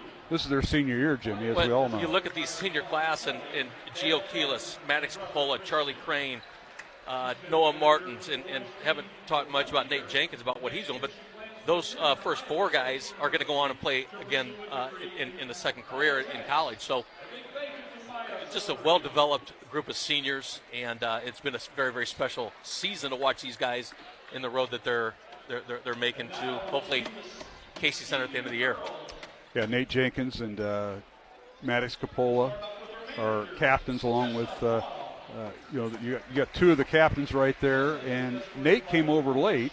Nate was started out at Johnson freshman year, and he's been at Dowling the last 2.5 years, and he's just been a compliment, fits right in, and we've talked to him on our post-game shows and visited with him about his experience here at Dowling. And Nate's really found his stride as being a heck of a nice shooter from the corner. We talk about his ability to shoot, but him, you talk about a transfer from Johnston, midway through his career, and to be elected as a captain his senior year really says a lot about Nate Jenkins, his character, and what he's all about. All right. Well, it says a lot for your program, too, when you have that many seniors on a team, because you need that leadership. And I remember how we talked back in the day, there used to be 7 or 8 girls that were seniors because they know the system and they work really hard in practice. They're invested in the program, and they're not thinking about They just want to be part of the program and be successful. And they know their role on Yes. the team, whether it's a starter, as a captain, or as somebody, maybe a practice player that you need. Absolutely. I totally agree with that. All right, and we're trying to keep up because I know we're with the huddle, so we're trying to keep up the huddle count. Ellie Muller being introduced right now with her parents, her dad Rick and her mom Julie, and of course her sisters Katie and Nikki, and she's been a 4-year starter for the Maroons, and she's headed off to Missouri next year. And the Dowling girls have 2 seniors, and the other one is Madison Rice, as she's called, escorted by her mom Michelle and dad Justin, brother Nolan. They're out there right now as we do the live stream. She's undecided about college, but wants to go into biology and maybe attend medical school. You know any of those? Because this is our pharmaceutical guy. You know a few suggestions you can give the Rice maybe you're family? giving my daughter a plug because you got to, but you know, it's character, and there's something about the athletic program here and the way they sacrifice for what they do each day, each morning, nights, and then the coaching staff that they have surrounded around these girls. Great gals. I'm watching these girls develop throughout the year.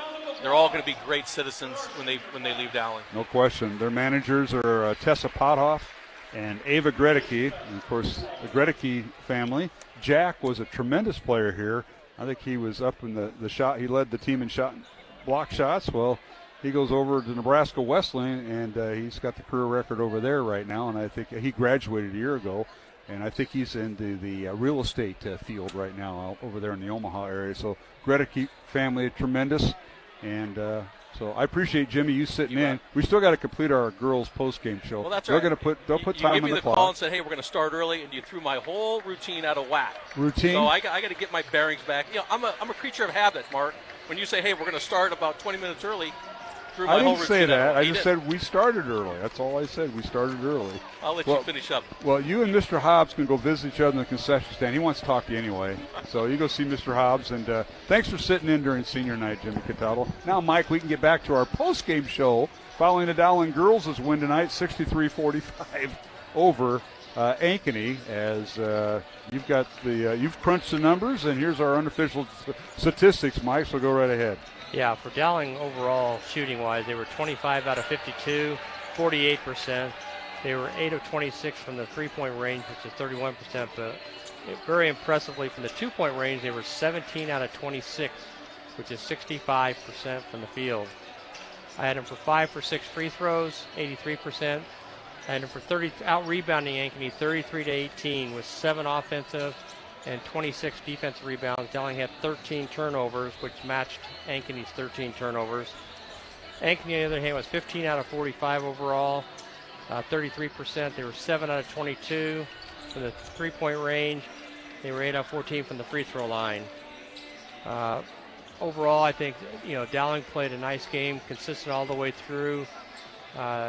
They pretty much were in control of the entire game and showed that they are worthy of that top 3 ranking. Absolutely. And, of course, for the Maroons, they wind up next week with hosting Southeast Polk on Tuesday night and host number 2 Waukee Northwest Friday night. Those will all be girl-boy doubleheaders. All right, let's take a look at the scoring in tonight's contest. First of all, for the visitors from Ankeny and head coach Nate Toby, whose record falls to 12-6, and again ranked 4th in Class 5A. The Hawkettes were led by Jayla Williams. She had finished with 21 points tonight. She had 9 at halftime, finishing with 21. She was the only player in double figures for the Hawkettes. Rounding out scoring, Ainsley Keene with 6 points, Allie Aguirre with 6 points, and Reagan Baldwin all with 6 points.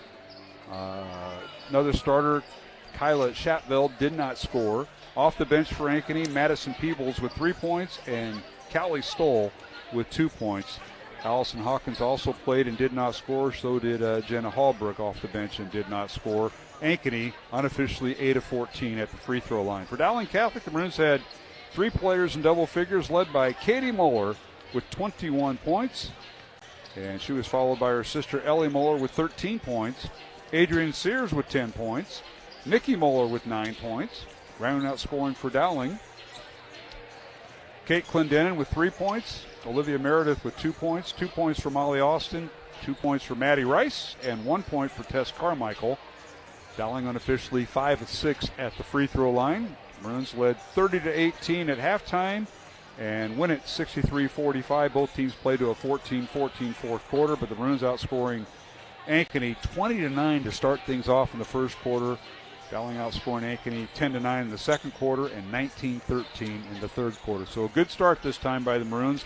Last time the two teams played, it was the third quarter that Dowling was all over Ankeny as they outscored them 19-7 in the second quarter in the last matchup. So the Maroons got off to a good start against a very fine and athletic team. And anytime you're playing a Jayla Williams team who's in her senior year, headed to Creighton for Ankeny, you can tell she's going to be a load, and so will her team. And the Maroons answered that call tonight. Yeah, Dowling established themselves early, what they wanted to do.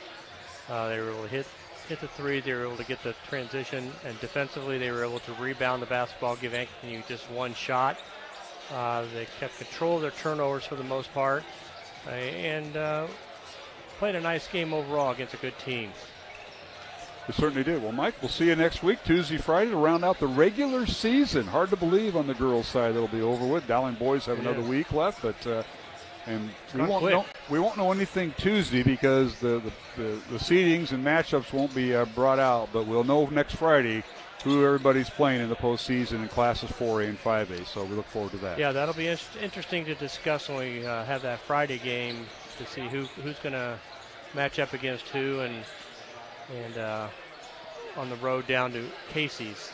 The Casey's Center, that's right. Got to get used to saying that. All right, Mike, have a great weekend. Thank you for all you do. You bet. Thank you, Mark. Mike Burkert, my broadcast partner in Game 1. We'll take a 1-minute break. Jimmy Cataldo's right behind us, and we'll talk pregame boys, Dowling and Ankeny coming up. Again, the final in Game 1. The Dowling girls a winner 63-45 over Ankeny. We'll return in 1 minute here on the Iowa Catholic Radio Network. Can you imagine living a life without love, marriage, intimacy, sex, having children, or friendship? Of course not. I am Father Thomas Loya with a Theology of the Body moment for the Tabor Life Institute. Why do we desire these things so much? It is because God, who is Father, Son, and Holy Spirit, is a union and communion of persons who united himself with us in what the Scripture describes as a mystical marriage, of fruitful self-giving.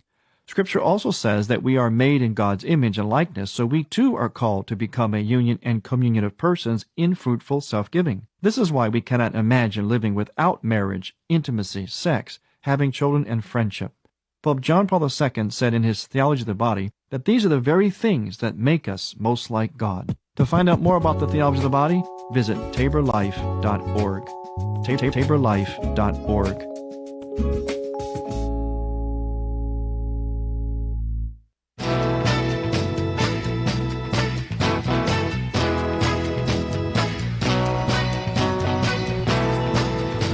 Welcome back to the Dowling Catholic High School gym in West Des Moines. Alongside Jimmy Catavo, I am Mark Amadale as we get set for Game 2 of our girl-boy doubleheader, Dowling and Ankeny.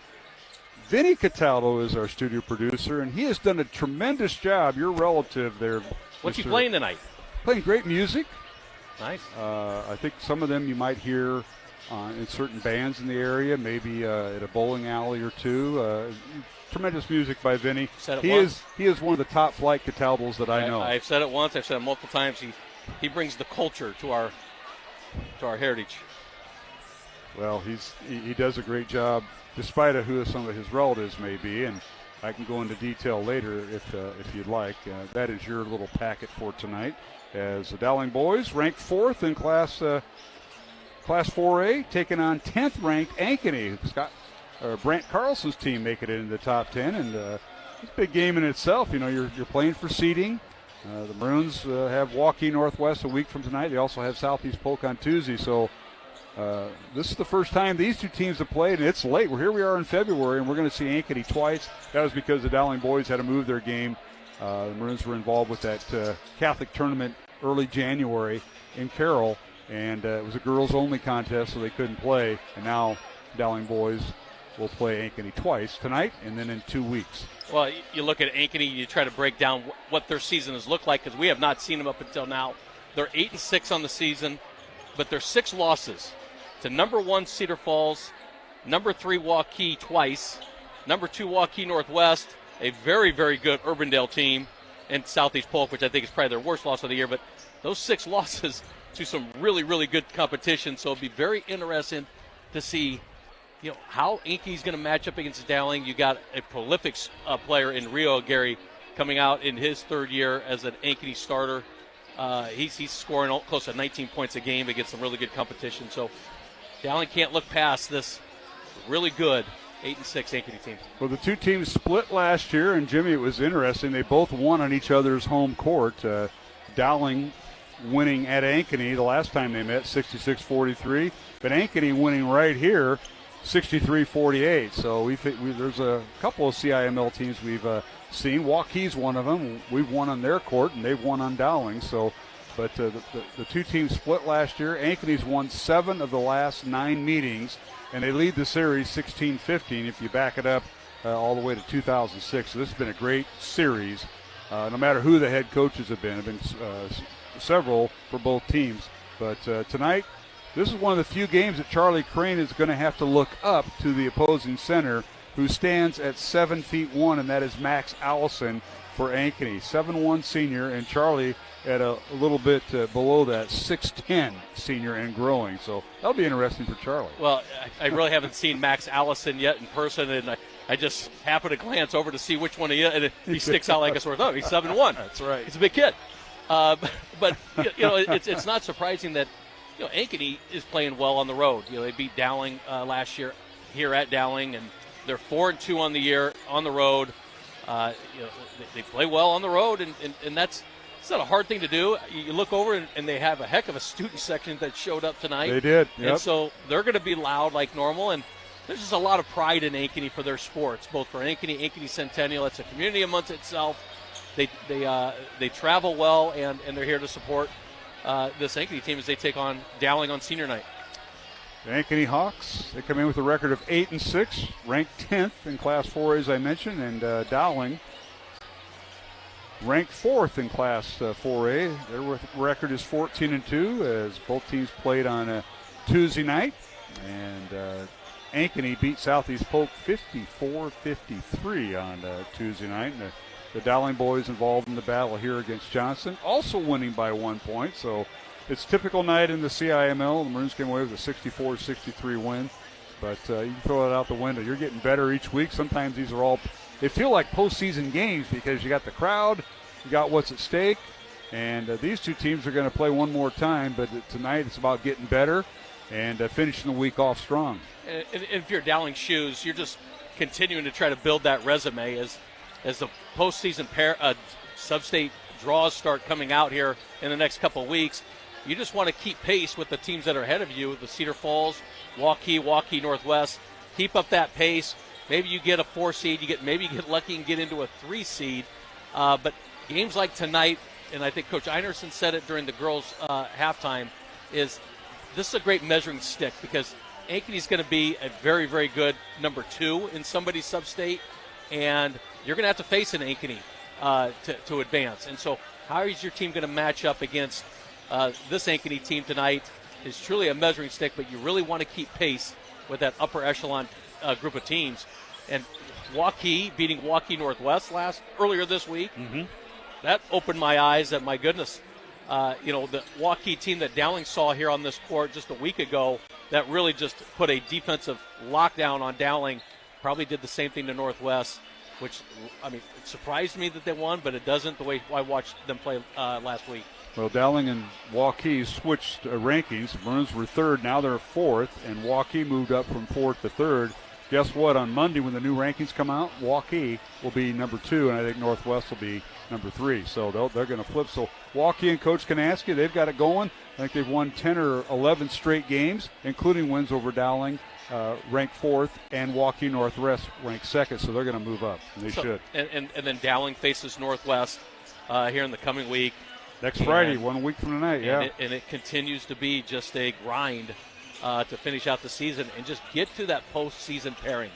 And then once that happens, I think you can relax a second, understand what's your path, and put together a team that's going to attack it. All right, we're going to take a break, come back with our starting lineups tonight. Dowling and Ankeny. We'll also have Jimmy's keys to the game.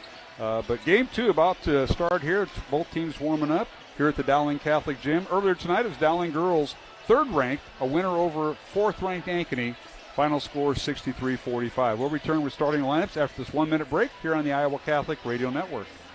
Iowa Catholic Radio is supported by our listeners and business underwriters as we connect listeners to Christ while bridging the gap between the church and the marketplace, seeking God in both. If you own a business that you'd like to use to help further this mission, email Deacon Mark at iowacatholicradio.com. And we encourage you to thank the many businesses who choose to underwrite programming on the Iowa Catholic Radio Network. Your presence is vital as we participate in the church and the marketplace, seeking God in both. Iowa Catholic Radio, helping you encounter Jesus every day with your faith leaders. Hi, this is Father Chilla from the Diocese of Des Moines. Thank you for listening to Iowa Catholic Radio.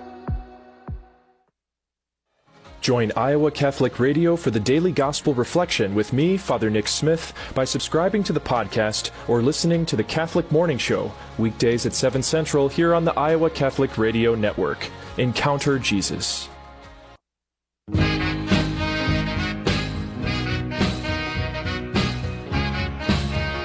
right, welcome back to the Dowling Catholic High School gym. Packed house on a Friday night. Dowling and Ankeny.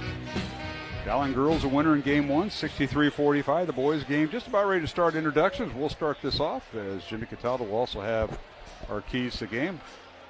All right, for the Ankeny Hawks, the head coach is Brant Carlson in his 10th year, 128 wins, 96 losses. He's assisted by Jamie Montgomery, and Jamie is the grandson of Johnny Orr, the former Iowa State coach.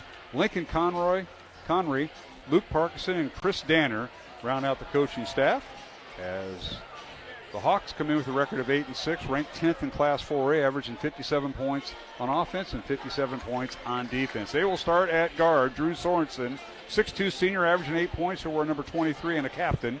Jasani Campbell, 6'2 junior. He is their point guard, wearing number 25, averaging 15.5 points. At one forward, Keon Ford, a 6'4 sophomore, averaging 2.5 points, wearing number 31. And the other guard is Rio Aguirre, a 6'3 senior, leads the team with made three-pointers with 34, averaging 18.5 points, leads the team in scoring. And he's also a captain wearing number 35. And at center, the big man in the middle, 7'1" senior Max Allison, headed to Central College next year, averaging 3.5 points, 5 rebounds. As the Hawks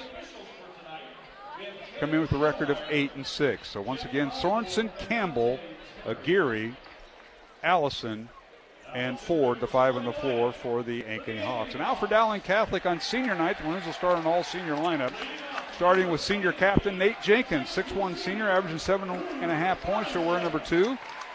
The other senior captain is guard Maddox Capola, 6'2", 195-pound senior, averaging just under 4 points, so we're number 13. The third guard is point guard and senior Noah Martins, a 6' senior, averaging 12.5 points, leads the team with just under 5 assists. He'll wear number 11. And the fourth guard for Dowling tonight, on senior night, Gio Keelis, 6'3 senior, averaging 9.5 points, 3 rebounds, leads the team with 28 made three-pointers, and he'll wear number 21. And at center, the man in the middle is senior Charlie Crane at 6'10", leads the team in scoring with 13.5 points, and leads the team in rebounding with 9. Crane will wear number 10. So Jenkins, Martins, Capola, Keelis, and Crane, the 5 on the floor for Dowling, with a record of 14-2 and ranked 4th in Class 4A, averaging 60.5 points, giving up 48.5 points on defense. The head coach, Justin Einertson, in his third year, 41 wins, 22 losses, assisted by John Nagel, Sam Young, Jimmy Nahas, Zach Nicholson, and Kevin O'Hare. And that is the tale of the tape. Jimmy Cataldo, the keys to the game as you see it tonight, Dowling and Ankeny. Well, I think the Maroons have to move without the ball. They're so successful when they're transitioning, moving, when they get stuck and try to go one-on-one. Usually hasn't been a great recipe for them. For Ankeny, Max Allison has to have a big night on the boards. Keeping the Maroons out-rebound Ankeny, averaging 34, the Maroons are to Waukees 26.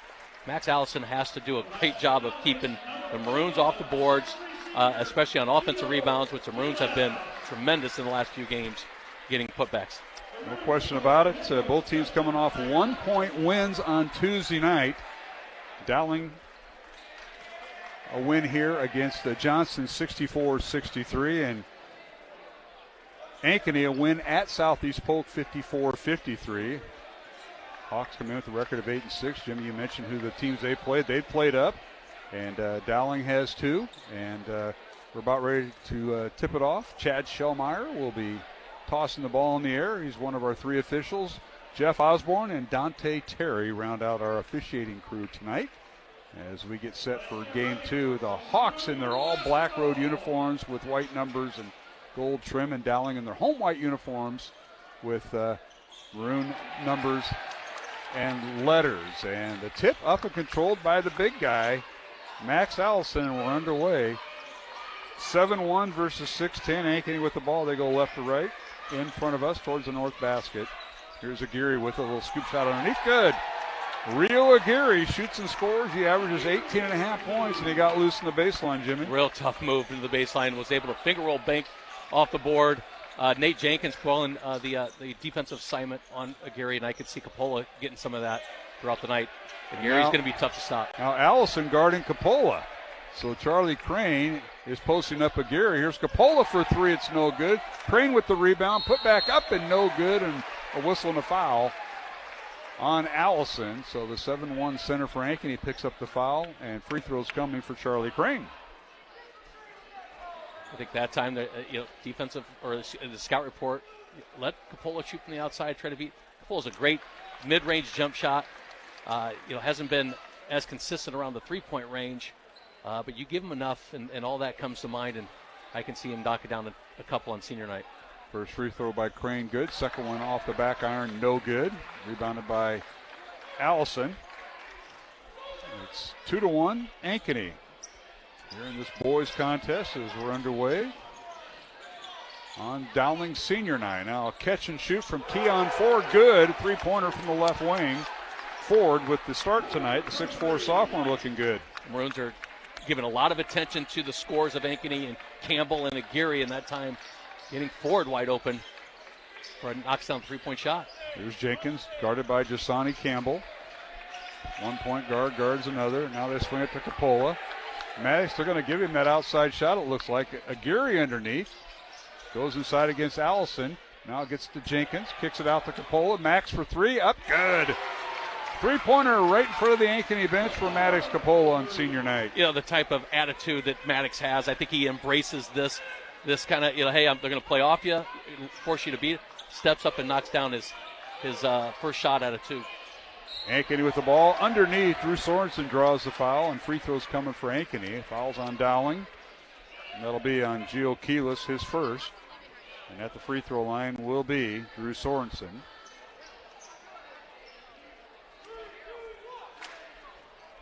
Tonight's game on Iowa Catholic Radio brought to you in part by Bozen the Florist, Ashworth Vision Clinic, and Iowa Wealth Management. First free throw up and good by Sorensen.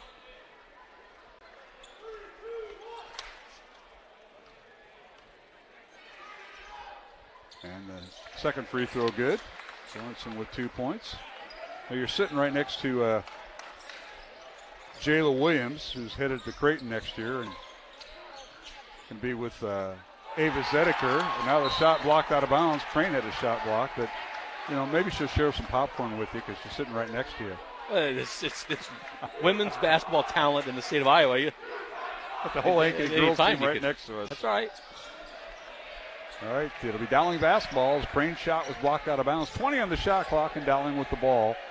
And the big guy, Allison, is guarding Maddox Coppola. They kick it out to Maddox again for 3. It's up off the back iron, no good. And a rebound, Ankeny.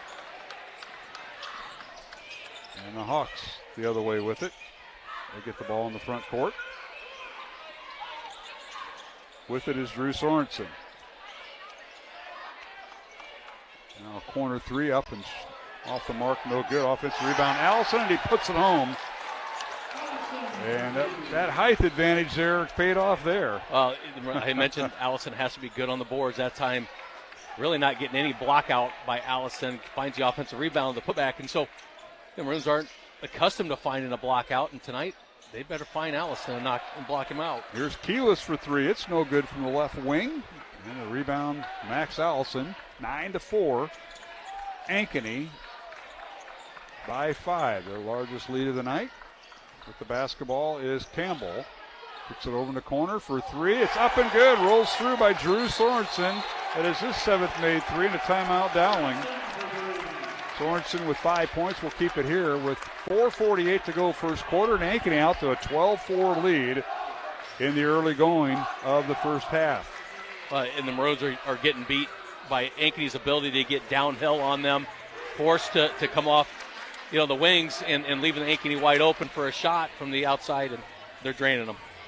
Tonight's game on Iowa Catholic Radio brought to you in part by Fast Signs in Clive, Skeffington's Formal Wear, the Catholic Tuition Organization, and Construction Professionals.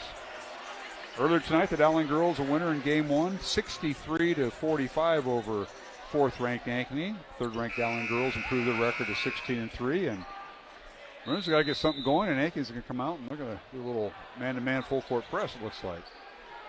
They're taking Noah Martins out of everything. They're going to face guard him a little bit. Well, they're going to face guard him on the full court entry pass, and they're going to run with him all the way down the court, make sure they don't get away from him. All right, Alfred Coley checks in, a usual starter for Dowling, but gave up his spot.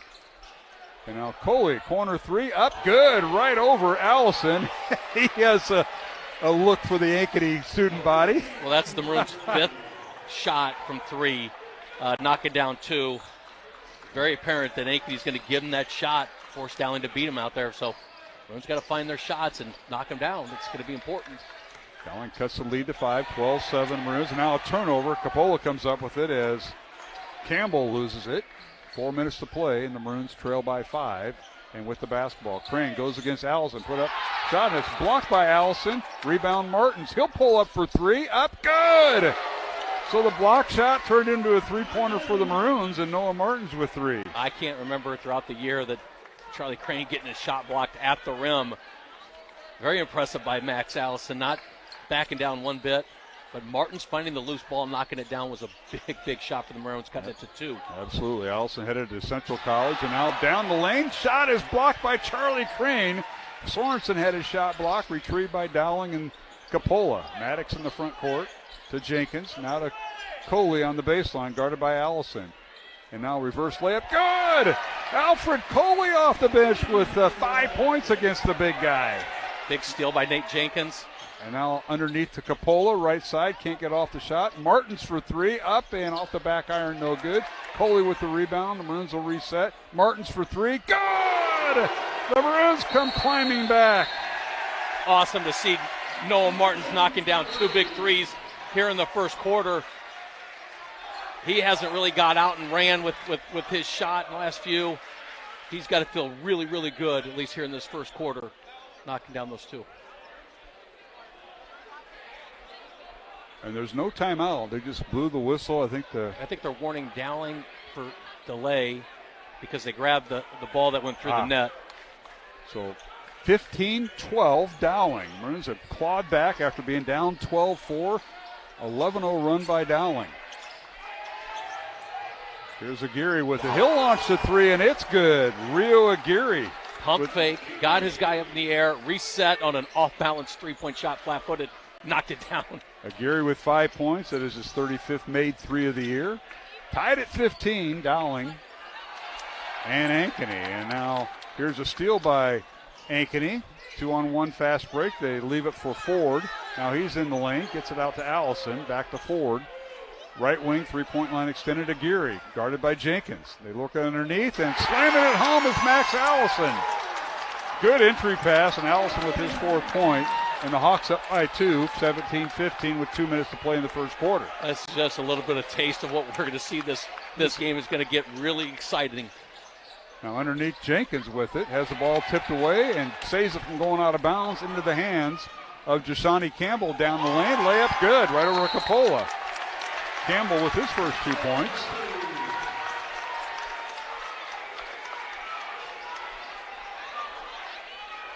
And we got a technical foul called on number 25, Jasani Campbell, after the basket. So that'll go down as a personal foul, and free throws coming for Dowling. A little bit of a taunting as Campbell came down and made a nice move at the rim, converted on the shot. Motions are high and lost it a little bit there right in front of the official.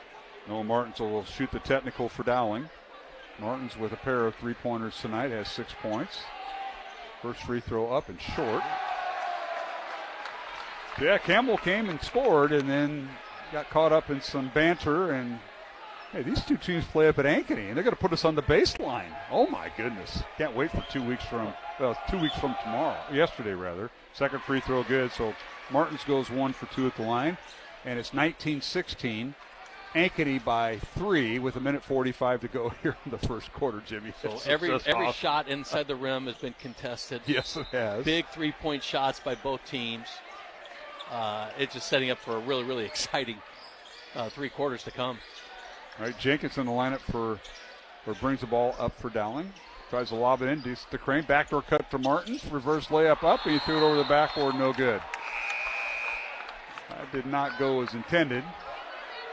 Capolo will check out. Gio Keelis will check in. So the Maroons going with Martins, Keelis, and Jenkins, the 3 guards, with Alfred Coley and Charlie Crane, the 5 on the floor for Dowling. And now a little pressure in the backcourt for the Maroons, a little man-to-man. Sorensen will dribble it up for Ankeny. He and Campbell are the 2 point guards. There's Campbell with it on the right side. He's double-teamed to get it in the corner. Campbell guarded by Alfred Coley. Swings it out to Aguirre. He's guarded by Jenkins. Now he's double-teamed. He's trying to trap the pass. With the basketball on the baseline forward. Dribbles in the lane. Can't get off the shot. 5 on the shot clock. They get it to Aguirre. He's in the lane. His shot no good. Tipped by Allison's no good. Rebound Dowling and Jenkins. This game is going to be a plate above the rim, Jim. Yeah, and you better block out. I think both teams have big guys that are going to be elusive around the rim. It's going to get offensive rebounds. Block out throughout the game. It's going to be a good shot. Here's Coley underneath. A shot over the 7'1" center. Good. Alfred off the bench with 7 points. He just attacks the big guy, and he's got a nice shot around him, Jimmy. No intimidation by Coley. That time gets a good block out, and then a little jump hook by the right side for Coley. Ankeny by 1. Final 20 seconds of the first quarter. Shot clock turned off. Dribbling right in front of us is Aguirre, guarded by Jenkins. Maroons have fouls to give. Dowling with 1 team foul. Ankeny with 2. 10 seconds left. Here's Aguirre down the lane. Pull-up jumper from 15. Good. Holy Real smokes. Aguirre with his 7th point. How about that? Off a tremendous defensive effort by Nate Jenkins. Now here's a shot off the glass, no good by Crane. And we have come to the end of the first quarter with the score. Ankeny 21, Dowling 18. Alongside Jimmy Cataldo, I am Mark Amadale, back with the second quarter in 1 minute along the Iowa Catholic Radio Network. This is Dale Ahlquist with a Chesterton Minute. What is a patron saint? The classic professions such as soldiers or doctors have patron saints who represent the ideal of soldiering or doctoring. And yet, so many of the trades and crafts on which the modern world depends do not have an ideal figure. There is no patron saint of plumbers, for instance, and G.K. Chesterton says there should be. It would be a revolution, for it would inspire each individual plumber to consider that there was once a perfect being who actually did plumb. In the meantime, what do plumbers and the rest of us do? Chesterton says, keep before your eyes the supreme adventure of virtue.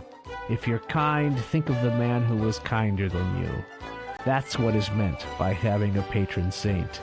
Want more than a minute? Visit us at chesterton.org.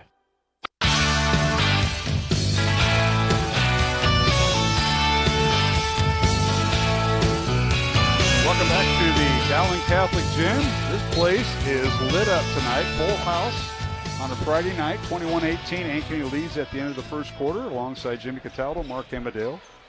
And a lot of energy here tonight, Jimmy, and the teams are playing it up. Underneath, Coley gets the slam dunk on the first possession of the second quarter, and the Maroons have cut the lead to 21-20, and Alfred Coley, oh my gosh. One of the few times that Dowling's bigs got elusive on the into the paint, and Coley left no doubt with that one. 9 points for Coley, as he did not get the start, gave up his spot as a junior to Gio Keelis, the Maroons to start all 5 seniors, and he's been a benefit. 21-20. Now Ankeny underneath to Max Allison, and he dunks it home, and have half the game been played above the rim? And the Maroons are having to force the double team on the top of the key pick.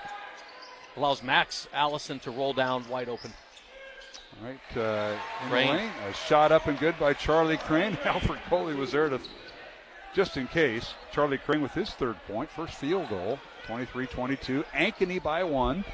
Earlier tonight, Dowling girls a winner, 63-45 in game 1 of our girl-boy doubleheader, as third-ranked Dowling girls defeat fourth-ranked Ankeny. And underneath, they get it to Allison. His shot's no good. And they're going to call goaltending on Charlie Crane as bodies hit the floor. So Allison with his 8th point. Jimmy, you got to look at the first quarter numbers. A lot of great shooting. Maroons are shooting just under 50%, 6 of 14, 4 of 8 from three-point range, 5 rebounds, 3 turnovers. Maroons went 2 of 4 from the free throw line. Ankeny 8 of 11 from the field, 3 of 4 from 3, 4 rebounds, 1 turnover, 2 of 2 from the free throw line. All right, here's Coley with it to Keelis for 3. Up good. Gio Keelis. That was late help from Sorensen, but Keelis knocks the 3 down. That's his first 3 points of the night. And we're tied at 25. Dowling and Ankeny with 6:20 remaining here in the second quarter. Ankeny with the ball. Campbell goes all the way down against Coley. His shot up and no good. Rebounded by Keelis. Dowling wants to run. They lob underneath to Crane, and he steps on the baseline on the alley-oop. Dowling's trying to do too much on the transition. Had to throw over the defense, out of bounds on. As Crane was going to the baseline. We got a line change for Ankeny as Sammy Cowart will check in, number 5, 6'1" senior. Also in there, number 11, Carson Bright, 6-foot senior. And I think Caden Clark's the third one. Nope, it is Cale Roush. 6'3" senior checking in. So 3 reserves come in at Ankeny at the 6-minute mark. Staying in the ball game will be Jasani Campbell at point guard and Rio Aguirre. Now Aguirre on the baseline. Pull-up jumper no good from 10 feet out. Rebound Coley. And he's having a night. Dowling in transition. Keelis for 3. No good. Coley offensive rebound. And it's knocked out of bounds by Roush of Ankeny. Dowling went 2 of 4 in the first quarter at the free throw line. Ankeny 2 for 2. And the Maroons inbound the ball underneath their own basket. Brand new shot clock. Now backdoor cut by Coppola, and he's fouled from behind by Cowart, and he'll go to the free throw line.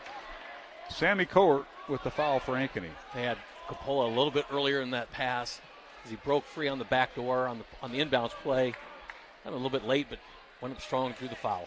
Cowart is the pronunciation, my bad. Free throws coming for Coppola, and Maddox hits the first. He's got 4 points tonight. He made a 3-pointer in the first quarter.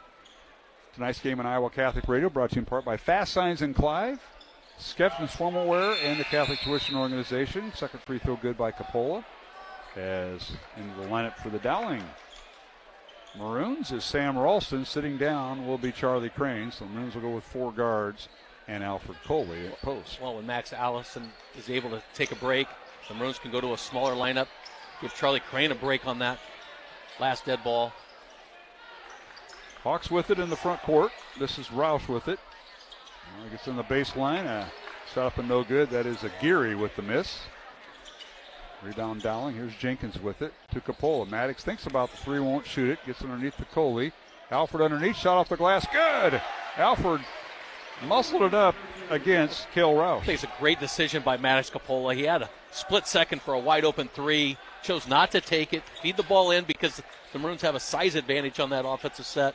Gets the assist down to Alfred Coley. Coley leads Dowling off the bench tonight with 11 points. 8 points for Noah Martins. And now Ankeny underneath. A shot no good by Cale Roush. Rebounded by Dowling. Hawks have missed a couple of easier ones. Keelis underneath. He has his shot blocked by Roush. Rebounded by Coley, and an off-balance shot up and in on an offensive putback at a timeout called by Ankeny and Brant Carlson. This will be a 30-second timeout. And what more can you say about Alfred Coley tonight on senior night? The junior is performing. He's finding his role, especially when Ankeny has this a monster in 7'1", Max Allison. But Alfred Coley's playing above himself tonight as an elite junior, and Maroons are expanding to a 6-point lead. Ankeny's led by 8. Dowling currently leads by 6 with 4:37 to go second quarter, alongside Jimmy Cataldo, Mark Amadale. And Jimmy, this has been a game of runs. Mike and I talked about that in the girls' game, and it sort of was, but we had a lot of empty possessions. Both teams 0 for 5 on possessions at times, but tonight it's been above the rim here. Well, the Maroons went with an all-senior lineup to start the game, which all 5 should be starters anywhere, but that wasn't the right lineup against this Ankeny team, and I think the Maroons figured out what was the right lineup, working many different bodies in there. I think Coley's been an impactful player off the bench, but one thing I want to mention is I love how the officials are calling this game. There's a lot of aggression, a lot of body. They're letting them play through it. There's nothing egregious. Calling it really fair for both sides. I think a great job by the officials. And they've shut down the chatter or the post or the into basket. Now Jenkins with the steal and basket for the Maroons. Nate Jenkins with his first basket. And Dowling up 8, their largest lead of the night, 33-25 over Ankeny, with 4 minutes and 15 seconds remaining here in the second quarter. Keep in mind, we'll have members of the Dowling girls basketball team on at halftime of the boys game. And now down the lane, Campbell gets loose and scores. Jasani with his 4th point. Shawnee Campbell's been tough playing downhill on the Maroons. Really had not had a stop for him. And now here's Martins in the lane. His shot no good. An uncontested layup, left it strong. Gets his own rebound in the corner to Ralston for 3. It's no good. Ball slapped out of bounds, and it'll be Dowling basketball. As checking back in the lineup, Drew Sorensen for Ankeny. And sitting down will be Cale Roush. Also sitting down will be Sammy Cowart. So the Hawks will take out the players that were in there. Get some of their starters back in. Moons inbound the ball. Brand new shot clock. Leading by 6. Here's Keyless with it. Over to Ralston, looking inside. Can't get it to Coley. He's being guarded by Roush. Now they lob it into him. Rouse with him. His shot up and no good. And they'll wipe it off. An offensive foul on Coley. Alfred guilty of the foul on the right block. Oh. So I give great praise to the officials. That one I can't quite understand. Just, they feed the ball into Alfred Coley. He takes a hard, aggressive turnaround move. But I just thought it was well defended. I don't know. Maybe a no call there. I mean, there is contact. Not sure if that's an offensive foul. Ankeny basketball Dowling leading by 6 in the front court is Campbell. Dusani going in the lane and an offensive foul on Ankeny, and they're going to get Campbell for the foul. That's exactly what happened down here. Does that answer your question? It was the exact same type of foul or contact, as you want to call it, and Chad Shellmeyer called both of those fouls, both on Dowling and that time on Ankeny. So, awesome. Fair enough. That's what you want. Second foul, though, on Jasani Campbell, their Ankeny starting point guard and leading scorer, or one of his leading scorers with Aguirre. And Dowling basketball leading by 6, 3:06 to go. Here's Aguirre for 3. Good. Keyless. Keyless, as Caden Clark was on him and couldn't stay with him. And Gio, with the start tonight, has his second 3. He has 6 points, 36-27. Dowling by 9. That's their largest lead of the night. There's Campbell with it. Gets it to Roush. Dribble handoff to Aguirre. Down the lane he goes. Fadeaway jumper. Left it short. Rebound Jenkins. Now bodies on the floor. Ball on the floor. And we've got a timeout. Ankeny. The Ankeny possession. It'll be a full. We'll take it with them. 2 minutes and 35 seconds remaining here in the second quarter. Here at the Dowling Catholic Gym in West Des Moines. It's Dowling 36, Ankeny 27. The battle of 2 top 10 teams in Class 4A. Here on the Iowa Catholic Radio Network. Support for programming provided by Iowa Wealth Management, a fee-only investment advisory firm helping clients grow and protect their wealth, offering personalized investment strategies as well as financial and estate planning. Learn more at iowawealth.com, committed to creating peace and purpose in your finances.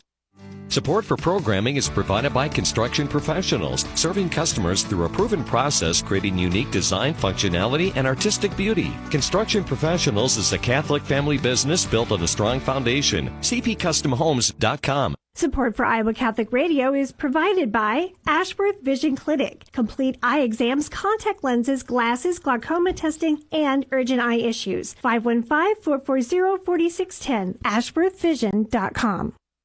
Support for Iowa Catholic Radio is provided by Bozen the Florist. Valentine's Day, Mother's Day, weddings, whatever the message, say more with Bozen. Bozen.com. 515-244-ROSE. Bozen makes the moment mean more. And we're back here at the Dowling Gym. A very festive night, Jimmy Cataldo here at the Dowling Gym. Place is packed. Ankeny fans are going to start lining up behind you. You somehow made the Ankeny girls basketball team leave because you were asking for popcorn or whatever you were doing. That's right. I could talk in a crowd, and that's fine. But Testament on a Friday night, CIML high school basketball, both sides are packed. Both student sections Absolutely have really shown up and been very loud for their teams, which is great to see. There's Keon Ford with it. Tries to bounce pass to Allison. Almost lost. He did lose it, but retrieved over there in the corner by Aguirre. Ankeny left to right. Towards the north basket here, wearing their road black uniforms. And here's Clark for three. It's up and no good. And ball's fought for, and bodies hit the floor. It'll be Dowling basketball as the big guy, Max Allison, hits the court and gets some floor burns for the Hawks. 7'1", and he slid into the student section. And Mr. Miklo over there. I love the play by Max. I haven't seen much of him at all, and been really impressed with him tonight and his ability to play this game. He played a little bit last year off the bench for Coach Carlson, and now this year gets to start and headed to Central College next year. Charlie Crane back in the Dowling lineup. Maroons going back with their double post, Crane and Coley. And Crane has the ball stripped away. And whistling a foul on Allison, I believe. That'll be his second.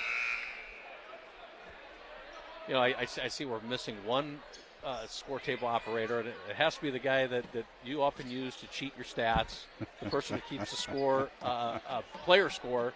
Jay Ricky has bailed me out of a lot. That is true. That's right. It's Jay who's missing tonight. That's who's missing, yeah. So we're going without that. And now here's Martin's underneath. His shot no good. Coley with the rebound and put back up and good. Alfred again, the rim protector, has 15 points tonight to lead Dowling off the bench.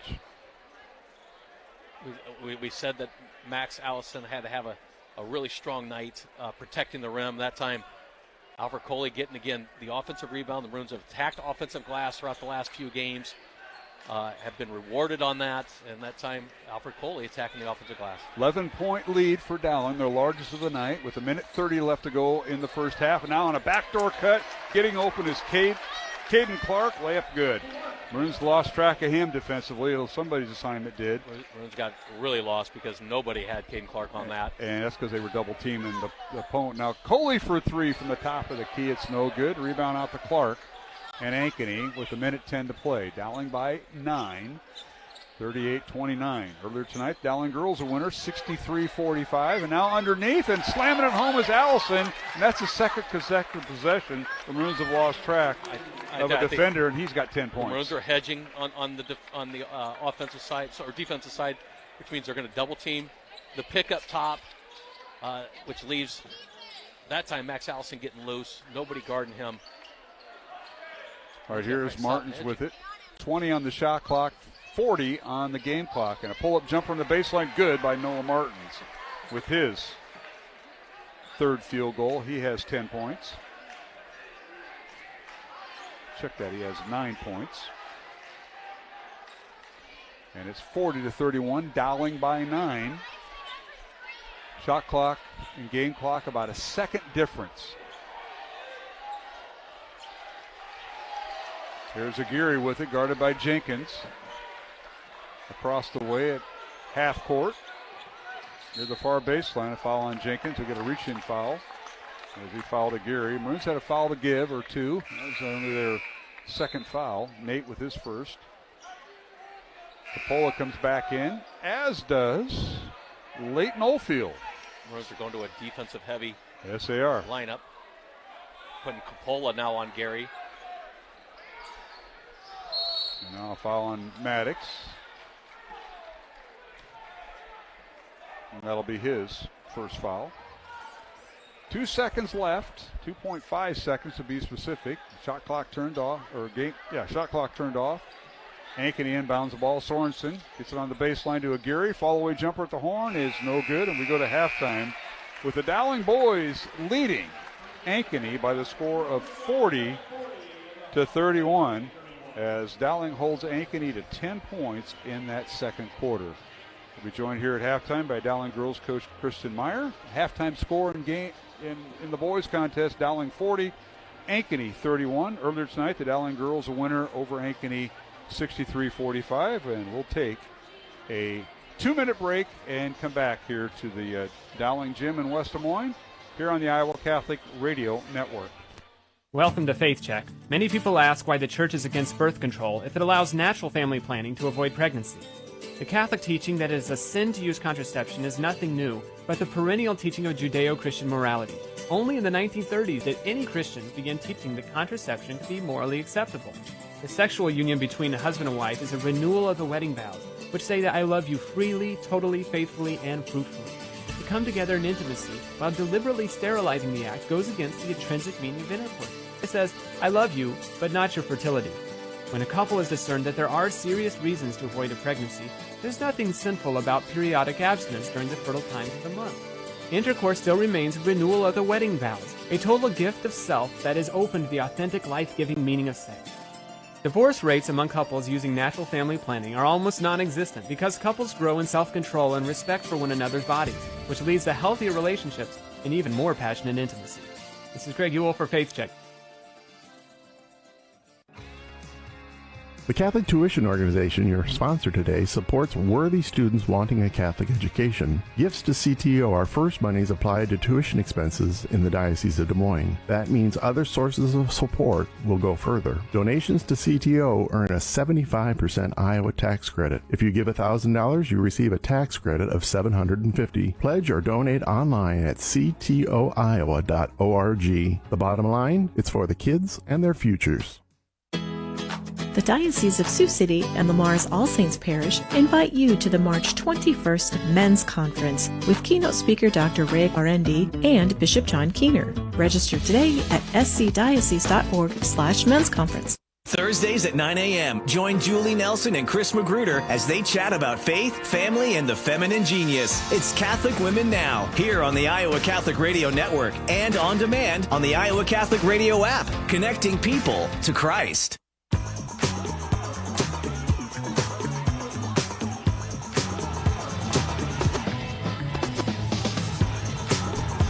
All right, we're back here at the Dowling Catholic Gym, West Des Moines, as we are at halftime of the boys' game. Dowling leading 40-31 over Ankeny in Game 2 of our girl-boy doubleheader. Earlier tonight, the Dowling girls defeated Ankeny 63-45 to improve their record to 16-3, ranked third in Class 5A, and joined now by head coach Kristen Meyer and junior Katie Muller. And ladies, welcome. Congratulations on the win, Coach Meyer. Thank you. Anytime you can beat a CIML rival, especially the letter starts with A. They're ranked number 4 right now. Yes, they are. That's a good win for us. And it was. This gal here, I was kidding with Katie. Did your sister and your mom work on that little entrance, that little hand jive, Katie Muller? That was probably the moment of the night, besides your game.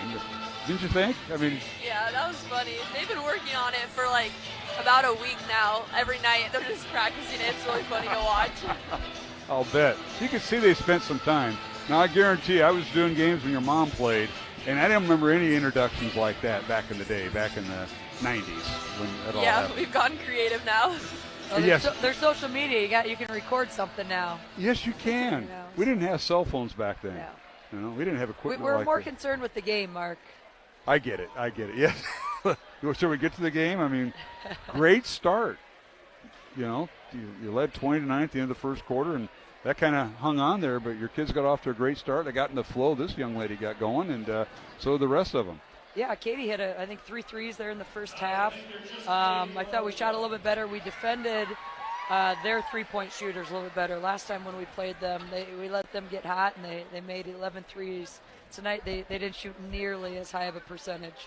Yeah, Baldwin, Aguirre, and Keene, they like to launch it. And, you know, what more can you say about Jayla Williams? She's going to go play in the backcourt with Ava Gazedeker next year at Creighton, hopefully. And that'll be a nice combination because she's one of the better athletes in this league. Oh, for sure. It'll be fun to get to cheer for her, in the future. And Exactly. I think she'll definitely help out Creighton Ava will enjoy getting to play with her.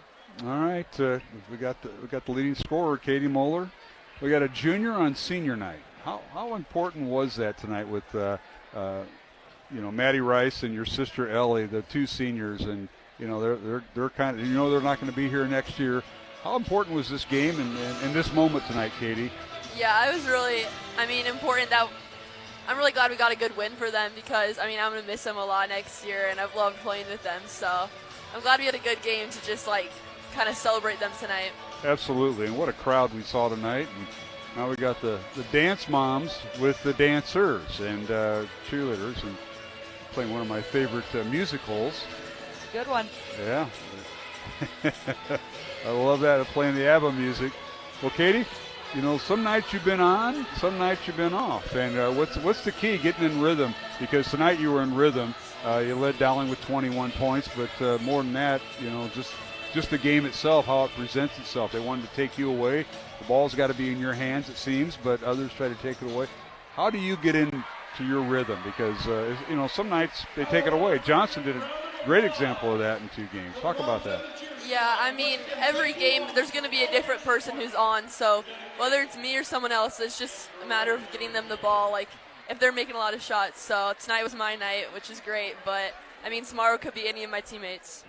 Yeah, that's true. And, Coach, you see this every day in practice with Katie and the rest of them. But this group is playing well. You have 2 regular season games left next week. But tonight was a big win and big effort. I liked how you finished the second half because that's very important when you're trying to close out games. And, you have a limited bench, but you rotated kids, and kids came off the bench and played well, starting with Tess Carmichael and Olivia Meredith, but even Molly Austin getting in there. So you're starting to have a little bit more confidence in that bench. Yeah, I thought we did a nice job, all 8 of those players that got significant minutes, of just kind of doing their job. And I think we had quite a few, different players score tonight. We moved the ball a little bit better offensively. We knew they were going to double Ellie, and so she got a couple nice assists. And I thought we did just a better job defensively. And Jayla Williams is going to score hers. She's a tough one to guard. But overall, I thought we had a really solid game. You're getting some complimentary basketball out of 2 young ladies, in my opinion. Adrian Sears and Nikki Moeller have done a great job stepping up, and they're getting confidence in their shot. I'm sure Nikki, beats on her older sister here a little bit in practice, probably makes more threes than Katie, but that's a different argument, and I'm sure we can iron that out on Sundays here. But you get some nice complimentary baskets from those 2 young ladies. Yeah, I thought Adrian especially tonight did a nice job of being able to find some drives to the basket and reading the defense. Nikki started out a little bit cold, but then hit 2 threes right in front of our bench that came up big. Nikki shot well on Monday against Johnston. So with the freshmen, we tell them, you're not freshmen anymore. You're varsity players. You've each started a bunch of varsity games. You don't get to pull the freshman card, so we expect you to step up and play, and they've really done a nice job for us. That's right. No games this weekend, Katie, so you get ready for Southeast Polk Tuesday, and then that team of Waukee Northwest. I remember going over there on a Tuesday night, and that was a tough night for the Dowling girls and boys. But they come here next Friday night. That's one I'm looking for. I got it circled on my calendar, by the way. Yeah, we're going to get some revenge on Friday. Don't talk to this guy, he's won number 402 tonight, so the career wins at the freshman level. Coach, can you believe that? Coach O'Hare.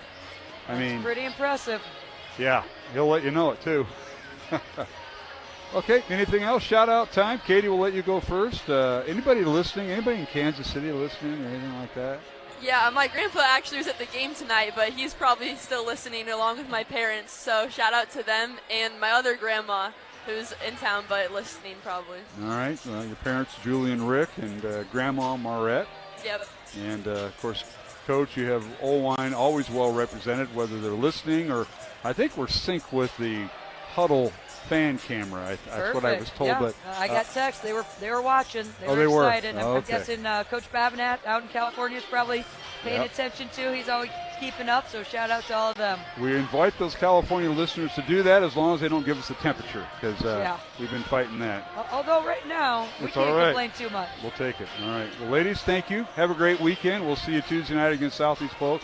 Rick, Katie, congratulations, and stepping up on senior night for the rest of the seniors, huh? Yep, thank you. You're welcome. Thanks, Mark. You bet. That's head coach Kristen Meyer and Katie Muller join us here at halftime. Dowling boys leading 40-31. We'll be back in 1 minute with the start of the second half on Iowa Catholic Radio. Thought of the day with Monsignor Frank Bagnano. Every day we experience moments of happiness and moments of disappointment or confusion or even despair. Often we are like the surface of a lake, sometimes calm, sometimes stormy. But if the lake is deep, then there's a perpetual calm beneath the surface. And we can have that calm that's deep within us by having a depth of faith within us, a depth created by the knowledge of God's loving presence, God's unconditional love, which leads us to trust Him. That is the source of the calm within us. Create that depth of personality, that deep relationship with God. The storms will come, they will go, but they will not define or defeat you. That deep peace of faith and trust in God's personal love will protect you. And that is today's thought of the day.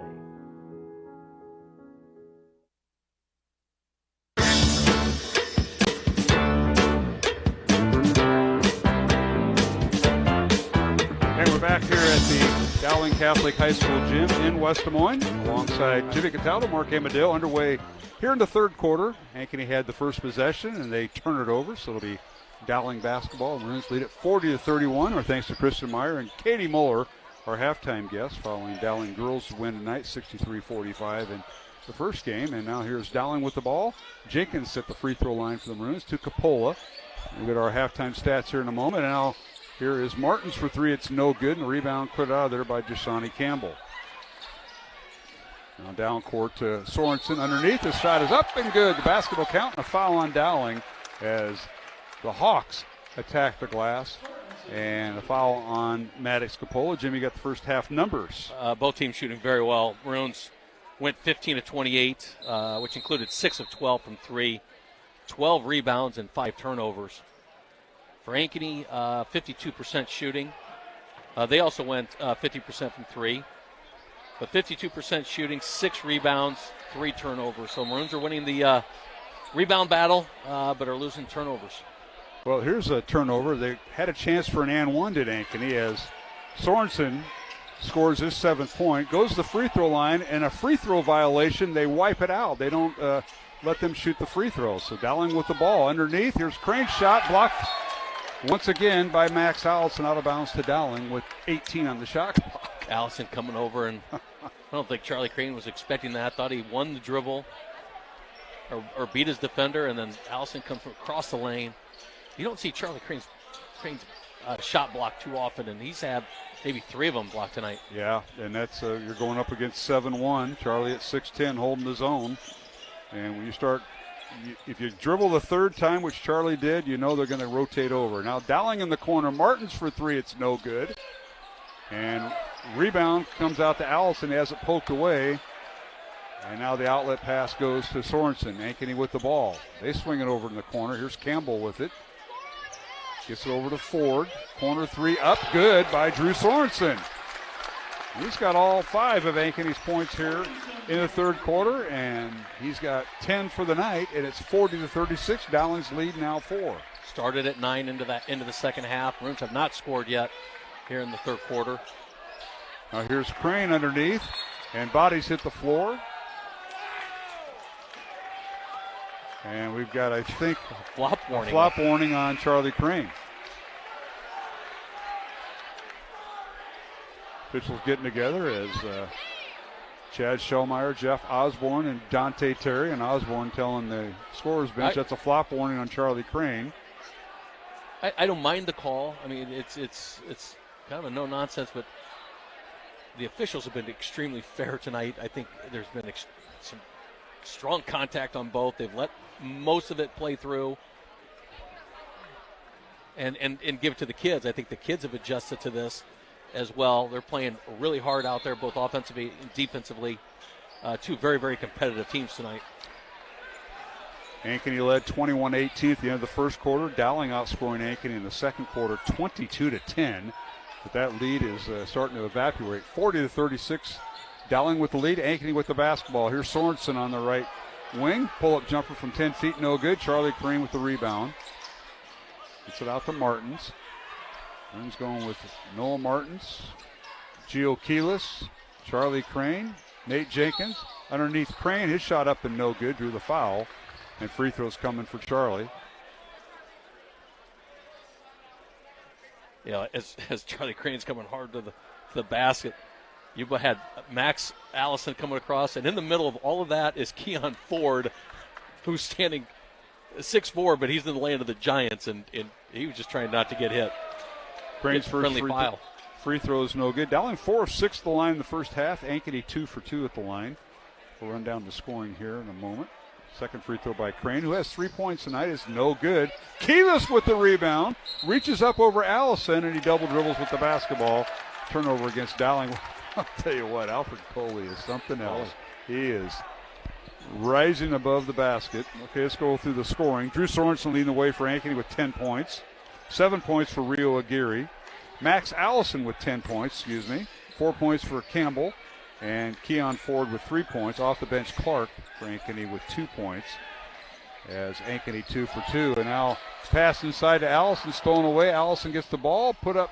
His shot is up and no good. Rebound Dowling, and out of bounds was Jenkins. And he can't be the first to touch it after being out of bounds, and he was. So ball back to Ankeny. For Dowling, Maroons are led by Alfred Coley off the bench with 15 points. He was followed by Noah Martins with 9 points. Gio Keelis with 6 points, 5 points for Maddox Capola, 3 points for Charlie Crane, and Nate Jenkins with 2 points. Maroons, as I mentioned, 4 of 6 the free throw line in the first half. And now a long three up and no good by Aguirre, and he draws the foul, and 3 free throws coming as Jenkins picks up his second foul for Dowling. And Jenkins just trying not to give Rito Aguirre too much room. You really can't, and so he just got the bottom of his elbow on the three-point shot. Gives Rio 3 free throws. First one up and good. Aguirre, a 68% free throw shooter. Tonight's game on Iowa Catholic Radio brought to you in part by Iowa Wealth Management, Construction Professionals, and the Catholic Tuition Organization. The second of 3 free throws. Up and in and out. No good. It is good. So he has 9 points. He'll get one more on the 3-point shot. Reminder, other games going on tonight in the CIML. Johnston is at Valley in a girl-boy doubleheader. Ankeny Centennial at Waukee, and Urbandale at Southeast Polk. Third free throw also good. 10 points now for Aguirre. And it's Dowling with a 1-point lead, 40-39, with 4:45 to go, third quarter. They lob it into Crane. Charlie underneath, the shot up and good. The basket will count, and a foul on Aguirre. And that's a tremendous move by Charlie as he found the square on the backboard to lay it in. In his dribble drive, gets a little off balance, but strong enough to throw it up as he's getting fouled just in time because Max Allison was coming humming across the lane. Crane with 5 points, make it 6. Free throw good. 43-39, Dowling by 4. Ankeny with the basketball. Here's Campbell as Dowling drops back to man, guarded by Coley. He's swinging around the left wing. That's Ford with it. Keon Ford guarded by Martins. Noah prodding, and now they get it to Aguirre on the baseline against Jenkins. That's been quite the matchup. Now Aguirre in the lane, pull-up jumper up, off the mark, no good, and Crane with the rebound. Outlet pass goes to Jenkins. Nate with it. Looking inside for Coley, tried to seal up Allison, and he couldn't do it. Now a backdoor cut by Jenkins. Can't get off the shot. Now it's trapped on the baseline. Out to Martins. 18 on the shot clock. Noah coming off a ball screen by Coley. Underneath, shot up, and blocked out of bounds by Allison. And he might be a double figures of shot blocks tonight, but before it's all over. Well, you've talked about Alfred Coley and Charlie Crane's ability to be rim protectors for the Maroons throughout the season, and Max Allison is directly that for Ankeny. It makes it so difficult for their opponents tonight, the Maroons, to get anything around the rim, which the Maroons have done a lot of that throughout the year, but not tonight. Maroons inbound the ball. They get it to Keelis. And as the ball poked in the backfield, it'll be Dowling basketball. Good hustle that time by the Hawks. 9 on the shot clock. The Maroons will inbound the ball in the back court in front of head coach Brant Carlson and Ankeny. Here's Martins with it. Crossover dribble. Left elbow. Pull-up jumper up. And no good. Too strong off the back end of the rim. Rebound Ankeny and Sorensen. Drew in the front court. All the way down. His shot up and good. He went right through Charlie Crane and Gio Keelis to score. Sorensen with his 7th point here in the third quarter. He has 12 tonight to lead Ankeny. 43-41, Dowling by 2, 3:15 to go, third quarter. Here's Capola coming off a ball screen by Coley. Gets it out to Martins. Noah in the lane, leaves it for Coley, and he slams it home right over Allison. Wow! Did that ever explode, Jimmy? Tell of two tapes there. Alfred Coley goes up as strong as you possibly can do, slams it home right, being contested at the rim by Allison. Just a strong, impressive, confident move by Coley. 17 points for Coley, and now a three-pointer up and good. That is out Rio Aguirre with his 13th point, his second made three of the night. That's why this game has been so good. When something positive happens for one team, the other team shuts it down right away. That time, Aguirre with a big three-point shot. There's Martins in the lane. His shot no good. Put back up and no good. And now we've got basket interference on the big guy, Max Allison of Ankeny. And who are we going to credit the basket with? Well, that's going to be Coley. Okay. With the offensive rebound. Again, offensive rebound. And that's just the time and time again we're talking about 19. him attacking the ball and getting the offensive rebound, putting it back up, drawing a goaltend as Ankeny hits the rim. Yeah, basket interference. 19 points for Alfred Coley tonight. Ankeny with the ball. They work it inside, try to get it to Allison. It's poked away by Dowling. Martin's got a hand on it. Coley in the front court. All the way down to Keelis. Layup good. Dowling running the floor. Gio Keelis with 8 points and runs up 5, 49-44 with under 2 minutes to play in the third quarter. Unselfish play by Coley, taking it coast to coast, but finding the defense coming on him and finding Keelis coming off the wing. Ankeny with the ball. Sorensen gets down to the baseline, or he's trapped. Outlets it to Campbell at half court. Campbell down the lane against Coley. His shot blocked out of bounds. My goodness, Jimmy. The rim protectors are here tonight. It's just awesome. You're earning every shot tonight. And I think that's the best way to really put it. If you're not seeing it, you're listening to it. Each team is earning every shot because anything around the rim is being contested. And I should have kept track of the blocks tonight because there's been plenty for both teams. Well, Coley, put that in his column if you ever start. That's a block shot by Alfred Coley. 14 on the shot clock. Ankeny inbounds underneath their own basket. Here's Sorensen. Works the left side, guarded by Keelis. Now they work inside to Aguirre and a foul on Dowling. Jenkins picks up his third foul. He's got to be careful with 1:30 remaining in the third quarter. Nate Jenkins on senior night and a captain picking up his third foul for the Maroons. Team foul number 3 on Dowling. They work it inside to Aguirre and his shot up and good right over Sam Ralston. Ankeny took advantage of Dowling being mismatched on defense. They know Jenkins has 3 fouls, so they quickly wanted to switch Sam Ralston over to Aguirre, and at that time, the inbounds pass comes into him and he converts. There's Geary. There is Keelis with it for Dowling. Gio on the three-point line extended, gets it out to Capola. They work the two-man game on the right side. Gio with it.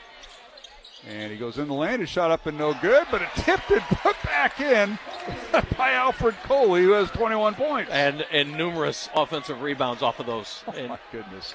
And it's just part of his game is that shot goes up. He senses the shot going up. He's going right to the rim, and he's going to find anything that's coming off of that at the rim, which is so impressive. Dowling by 5, 51-46. Final 40 seconds of the third quarter. And I'll tell you what, Alfred Coley, it just looks effortless when he does it. Down the lane on the right side. Campbell's shot no good off the glass. Missed everything. Rebound Dowling, and Maroons will play for the final shot. Maybe 25 seconds left on in the quarter. Shot clock turned off. Jenkins with the basketball. Guarded closely by Sorensen. Ankeny has a couple of fouls to give. They have 2 team fouls, Dowling with 3. And a timeout Dowling. We'll keep it here. With 10 seconds remaining in the third quarter. Dowling 51, Ankeny 46, alongside Jimmy Cataldo. I am Mark Amadeo. Vinny Cataldo is our studio producer and coach. The Maroons an opportunity here with the final, apparently the final shot maybe with 10 seconds remaining. It becomes tough. Yeah, it's about 11 seconds left to go in the quarter, and Ankeny's sitting with 2 fouls. So whatever you're drawing up right now, you got to understand that it's going to get fouled at least 5 seconds into it. So you better have a play with 5 seconds on the clock. And what are you going to do, if not 3? And so the Maroons have been very successful getting the ball at around the rim and getting offensive rebounds. So let's see if they try to take it hard to the basket, try to get up a shot, and then your rim protectors. You got Crane and Coley both in the game here. So look for a putback or a desperation 3 with time running out. You know, Coach Cataldo, Valentine's Day is a week from tomorrow. And I know you and your lovely bride, Jenny, will, I'm sure, be celebrating. But reminder, Bows on the Floors can help you out there. Bosun.com, helping customers since 1923. I know you weren't born then, but you probably know a lot about the history. So just wanted to throw that out there. Valentine's Day a week from tomorrow. That's probably the best plug that they've had all year. Valentine's Day, Bows on the Floors. All right, Dowling inbounds the ball. Here's Keyless with it. He draws the foul. Well, foul's on Ankeny, and it's on Cale Roush away from the ball. 5 seconds remaining. So this is that 5-second play. Inbound the ball underneath their own basket. Martins will throw it in. Get it into Charlie Crane, and he's fouled. Bodies hit the floor. And foul is on Roush again. That's his second. So 14 foul on Ankeny with 4 seconds to play. So the next foul will result, next Ankeny foul will result in 2 free throws for Dowling, as they'll be in the penalty. Keyless inbounds the ball, gets it to Martins. Now Martins with it. He'll launch a 3, and it's no good. And we've come to the end of the third quarter with our score. Dowling 51, Ankeny 45, alongside Jimmy Cataldo. I am Mark Amadell, back with the fourth quarter. It should be a dandy, folks. It's Dowling 51-46 over Ankeny. Back in 1 minute along the Iowa Catholic Radio Network. Make Valentine's Day unforgettable with Bella Notte, a beautiful evening at the St. Luke's Green Gala, February 14th at the FFA Enrichment Center. Enjoy a family-style Italian dinner, live dessert auction, and silent auction, featuring live music by Nashville singer-songwriter Danica Ports. Cocktail hour begins at 5 p.m. Bella Notte, a beautiful evening, Saturday, February 14th at the FFA Enrichment Center in Ankeny, supporting St. Luke the Evangelist School. To get your tickets, visit slte.org. The Diocese of Sioux City and Lamar's All Saints Parish invite you to the March 21st Men's Conference with keynote speaker Dr. Ray Arendi and Bishop John Keener. Register today at scdiocese.org/men's conference. Iowa Catholic Radio, helping you encounter Jesus every day with your faith leaders. Hello, this is Father Jerry Blake from the Archdiocese of Dubuque. Thanks for listening to Iowa Catholic Radio.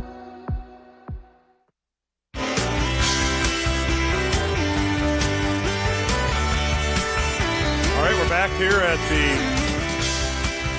Dowling Gym here in West Des Moines. Mark Amadale alongside Jimmy Cataldo, underway here in the fourth quarter. It's 51-46. Dowling with the lead and the basketball. Keyless for 3 in the corner. It's no good. And the rebound out to Dowling. They get the offensive board in Martins. And now here's Charlie Crane right in front of his teammates for 3, good from the right wing, corner 3, Jimmy. A rare made 3 by Charlie Crane, all set up by the offensive rebound by Alfred Coley. Crane with his 7th made 3 of the year, and he's got 6 of his 9 points here in the second half. 54-46 Dowling. And now the big guy, Allison, has his shot blocked by Crane on the Ankeny end. Dowling the other way. Martin's shot is no good. Fight for the rebound. Jenkins comes away with it. Crane for 3, it's no good. And the ball out of bounds off of Ankeny. And Jimmy, go ahead with our third quarter stats that you have. Both teams are shooting 50%. Wow. From the field. Maroons have made 6 3-pointers. Ankeny has made 5 3-pointers. Maroons are dominating the glass, out-rebounding Ankeny 19-8. Maroons have 7 turnovers. Ankeny sitting at 5. All right, Dowling inbounds the ball. Martins, the left elbow, gets to Keyless. Gio with it. Shot clock at 20, so they have plenty of time. 54-46, Dowling by 8. The Maroons have led by as many as 11 tonight. Ankeny has led by as many as 8 back in the first half. Now 10 on the shot clock, and the Maroons will set their offense with a 1-4 set. And Martins on the dribble, guarded by Clark. Martins in the lane, picks up his dribble, now double team, has it stolen away by Clark. Lead pass to his teammate, Campbell, and it's stolen away by Keelis. Here's Martins with it to Coley underneath. His shot the left hand good. He went right around Allison. Alfred Coley with 23 points, Jimmy. Easily the most impressive game I've seen out of Alfred Coley, and just the way he's able to change his shot going up at the rim. Ankeny for three by Sorensen. It's no good. Offensive rebound, Ankeny. Campbell for three, no good. Allison with the rebound. A third opportunity for Ankeny. Down the lane, layup good by Campbell in the timeout, Ankeny. Well, if at first you don't succeed, you try again, and Campbell now with 6 points and a timeout, Ankeny. Coach Carlson wants a 30-second timeout with 5:53 to go here in the fourth quarter. Dowling up 8, 56-48, Jimmy Cataldo. Several individuals have been impressive tonight throughout this game. We called it early in the first quarter that it was going to be a pretty exciting game, but Sorensen's game has really impressed me for Ankeny. We've talked about Allison. We've talked about Gary, both very, very good. Rio Gary is one of the better players that we've seen this year at the guard spot, but Sorensen has been a bright spot, especially in that third quarter. No question about it. Boy, I have not seen a game. I thought Waukee Northwest game was above the rim. This one is extremely above the rim with the rim protectors out there. Dowling, obviously, with Alfred Coley having an offensive game and above the rim with his block shots along with Charlie Crane. But how about Max Allison and Aguirre and company at Ankeny? This has been one of the thrillers. And these two teams meet in about 13 days. Now, in the lane, Jenkins' shot is no good.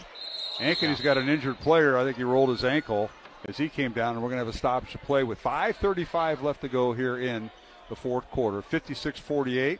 It'll be Ankeny possession as we have an injured Ankeny player, and that is Jashani Campbell. And we will take a 1-minute break and return. It's Dowling 56, Ankeny 48. Injury timeout with 5:35 to go in the fourth quarter. Back in 1 minute here on the Iowa Catholic Radio Network. Support for programming is provided by Construction Professionals, serving customers through a proven process, creating unique design, functionality, and artistic beauty. Construction Professionals is a Catholic family business built on a strong foundation. CPCustomHomes.com. Support for Iowa Catholic Radio is provided by Bozen the Florist. Valentine's Day, Mother's Day, weddings, whatever the message, say more with Bozen. Bozen.com. 515-244-ROSE. Bozen makes the moment mean more. It's the Catholic Morning Show with Bo Bonner, Matt Wilkham, Aiden Pugh, and Alexia Baker. This is Aiden from the Catholic Morning Show. Coming up Monday, Matt Paolelli from Real Life Catholic challenges us to put down the phone and pick up the conversation with Christ to this Lent. Drew Krogert and Peyton Jameson serve up a Serva Fiedem update. Plus, we'll get you up to speed on all the news, weather, sports, and saint info to help kick off your week the right way. The Catholic Morning Show, weekdays at 7, only on the Iowa Catholic Radio Network, connecting people to Christ.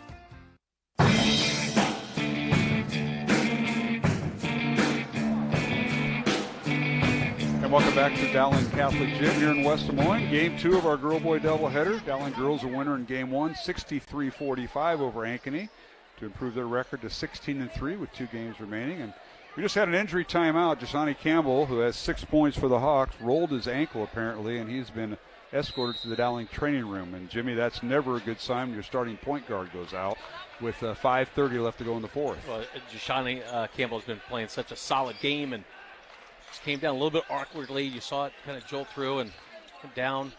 Had to be helped off. So came down playing defense. He was guarding Nate Jenkins, and they got tangled up on the floor. And Ankeny coming out of the timeout. Aguirre gets it over in the corner to Carson Bright for 3. Off the bench, it's no good. Bright came in for Campbell, and the rebound out to Dowling. The Maroons lead it by 8 with 5 minutes to play here in the fourth quarter. Last year, the two teams split. Ankeny winning here at Dowling, and Dowling winning at Ankeny. And underneath Charlie Crane, his shot up and no good. Drew the foul. Aguirre will be guilty of the foul, and 2 free throws for Charlie Crane.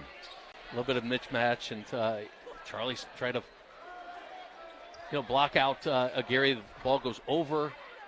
Forced a foul in that. Tough mismatch with Max Allison on the bench. 2 free throws coming for Charlie Crane. First one up and no good. Charlie 1 for 3 tonight at the line. He has 9 points. Second free throw up and short. Charlie 1 for 4 at the line. Rebound comes out to Ankeny with 4:45 to go here in the fourth quarter. There's Sorensen with it, guarded by Martins. Sorensen down the lane, and his shot off the glass too strong. Gets his own rebound. Ball's on the floor, body's on the floor, and a jump ball called as our officials do a good job of Dante Terry and Jeff Osborne unwrapping everybody, Jimmy, on that scrum. Possession here will be favored Ankeny. They'll inbound the ball underneath their own basket. Just watching these two teams during dead balls, and it feels like sometimes you're on the playground, playing with your good friends, and everybody's giving a little cha-cha out there. Officials doing a very good job of keeping it settled. Carson Bright gets the inbounds pass over to Clark for 3. Good. Off the bench, Caden Clark for 3. That's his 5th point. He had 2 points back in the second quarter, and he's got 5. 56-51, Dowling by 5. 4:15 to go, fourth quarter. Dowling in the offensive end. Here's Coley, lobs it into Crane. Little high-low, turns in the lane, shot off the glass, good. Alfred Coley, he's having his way with Allison on the bench. Just a tough stop there as he continues to back Rio Gary down, and at that point, you can go right or left with your back to the basket, and that time, Crane with a strong left. 11 points for Charlie Crane, and now a shot up and no good by Ankeny. Rebound Dowling, and a reach-in foul called on Carson Bright. Bright, one of 4 subs used by head coach Brant Carlson. Gio Keelis comes into the lineup. He'll replace Noah Martins. As under 4 minutes to play here in the fourth quarter. Packed house here at the Dowling Gym tonight. Friday night, CIML girls and boys basketball. Top 4 matchup in the girls game, won by Dowling, 63-45. And this is a top 10 matchup. Ankeny number 10, Dowling at number 4 in Class 4A boys. Here's Keelis with it. 10 on the shot clock. Here's Capola, top of the key. Ankeny stays man-to-man. Capola between the circles. Now they're going to bring up Crane for a ball screen. Capola for 3, up off the back, and offensive rebound Coley, but the ball did not hit the rim, and it's a shot clock violation on Dowling. Even though Coley got the rebound, if it would have hit the rim, they would have gave it to him, but they stopped play, and it'll be Ankeny basketball. Right call. Ball didn't touch the rim. Right as Capola kind of forced a shot late in the shot clock. There's Sorensen underneath. His shot is blocked by Charlie Crane, and what are they going to do? They're going to count the basket. Goaltending. Charlie says, hey, wait a minute. I got it before it hit the backboard, but he was up in the cylinder. That ball was way above the cylinder. I got to give it to somebody here. Who? It was Sorensen. Sorensen, all right. Yeah. So Sorensen adding to his total. He's got 14 points. The lead, actually, Aguirre with 15 points. Sorensen with 14 to lead Ankeny. Crane with the basketball. Skip pass over in the corner to Jenkins. Now to Martins for 3. It's no good. And the rebound ripped out of there by Carson Bright and Ankeny. Outlet pass goes to Aguirre. He goes down the lane. Layup with the left hand. No good. Rebound Charlie Crane. Dowling with a 3-on-2. And a whistle and a foul called on Caden Clark. That'll be his first. Maroons are up 5, 2.5 minutes here. Really got to value the possession at this point. Last 2 possessions, they took some awkward 3-point shots. 13 foul on Ankeny here in the fourth quarter. 2 more, and Dowling's in the penalty. 58-53, Dowling by 5. And Martins will inbound the ball in the backcourt to Nate Jenkins. Ankeny stays man-to-man. Jenkins across the timeline, guarded by Caden Clark. Clark, one of the seniors off the bench. Underneath, Charlie Crane, fall-away jumper, no good. Tip no good by Coley, and a rebound in the hands of Ankeny and Sorensen.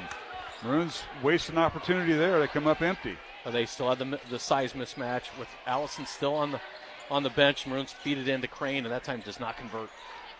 Allison with 2 fouls and 10 points, but he has not scored here in the second half.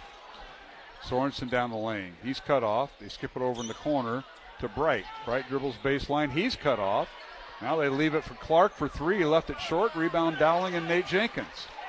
Minute 45 to go. Dowling by 5, and Ankey's got to think about fouling here with 3 team fouls here in the fourth quarter. And there's one of them. Sorensen picks up his first foul. So the Maroons will be shooting the double bonus after they inbound the ball here, as Capola will get up off the bench. And he will replace Charlie Crane. Maroons going more guard-oriented here, I think Jimmy. they're going to go more guard-oriented and get more of their free throw shooters into the game, as Crane has struggled at the line tonight. Yeah, Charlie, a 42% free throw shooter, and as you mentioned, he is 2 of 6 at the line, and Capola takes his spot. 4 guards, and the post player is Alfred Coley for the Maroons. Martin's with the basketball. Probably Jimmy. want to eat the entire shot clock here with 23 seconds. Get the game clock down to about a minute if you eat up the game clock or the shot clock here. Bright reached in, and Dowling bench thought it was a foul, but that's all right. Clock runs. 10 on the shot clock. Here's Martins and a whistle and a timeout called by Dowling. Timeout, and we'll take a 1-minute break. Minute 10 to go in the fourth quarter. 58-53, Dowling by 5 over Ankeny. Back in 1 minute here in the fourth quarter on Iowa Catholic Radio. This is Dale Ahlquist with a Chesterton Minute. How many times have you heard someone talk about how important it is to be progressive? Have you ever asked them what they mean by that? G.K. Chesterton says, progress is a useless word, for progress takes for granted an already defined direction, and it's exactly about the direction that we disagree. We can't have progress until we've stated what our goal is, and then we can determine whether or not we're moving closer to it or farther from it. The real question is not whether we are progressive, but what is our goal? My goal is to get to heaven and to help others get there too. What's yours? Want Chesterton for more than a minute? Visit our website at chesterton.org. KIHS, Perry, KDVM, Mason City, KCSL, Spencer.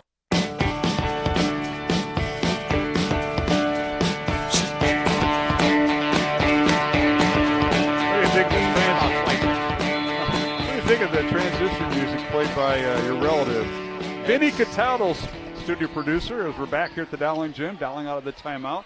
Noah Martins with the basketball. Reverse layup. Good! He went right around Keon Ford for the basket. Great play coming out of timeout. Hand it to Martins for having the ability to put that shot in. Martins with 11. Ankeny the other way. A corner three. It's no good. Saved from going out of bounds by Ford, but right in the hands of Jenkins, and he's fouled in the backcourt with 48 seconds to play.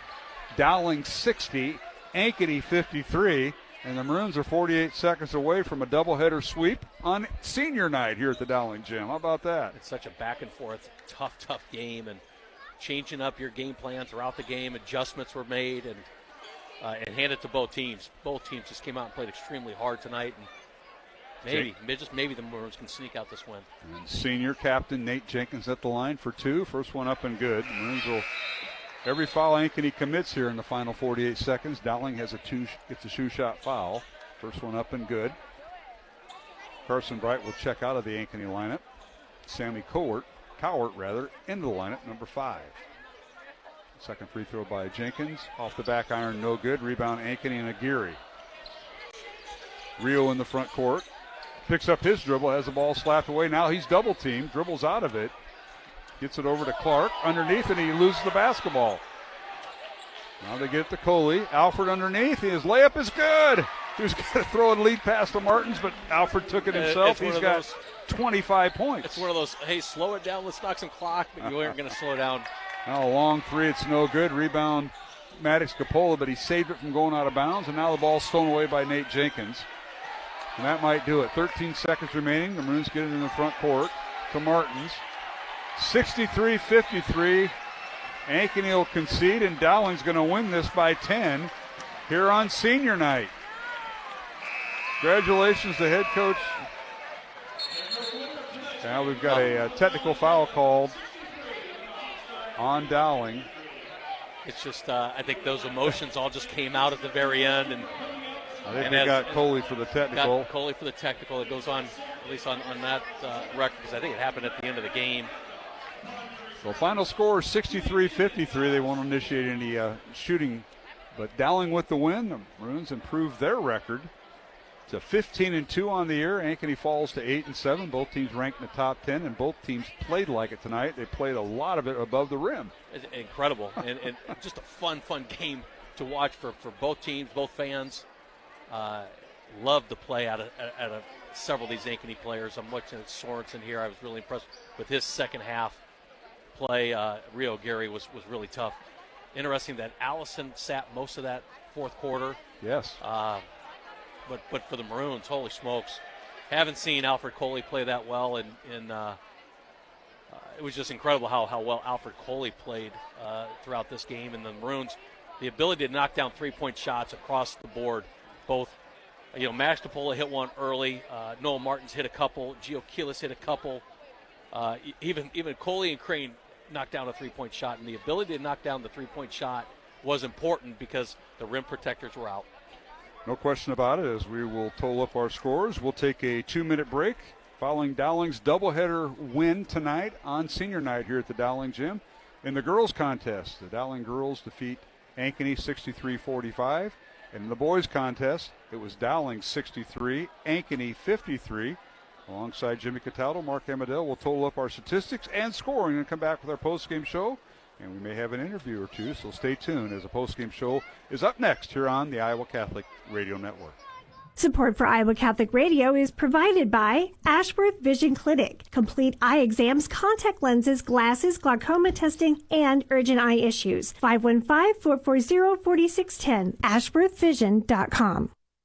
Support for Iowa Catholic Radio is provided by CTO. Your support has helped thousands of students attend our Catholic schools. CTOIowa.org. At CTO, the bottom line, it's for the kids and their future.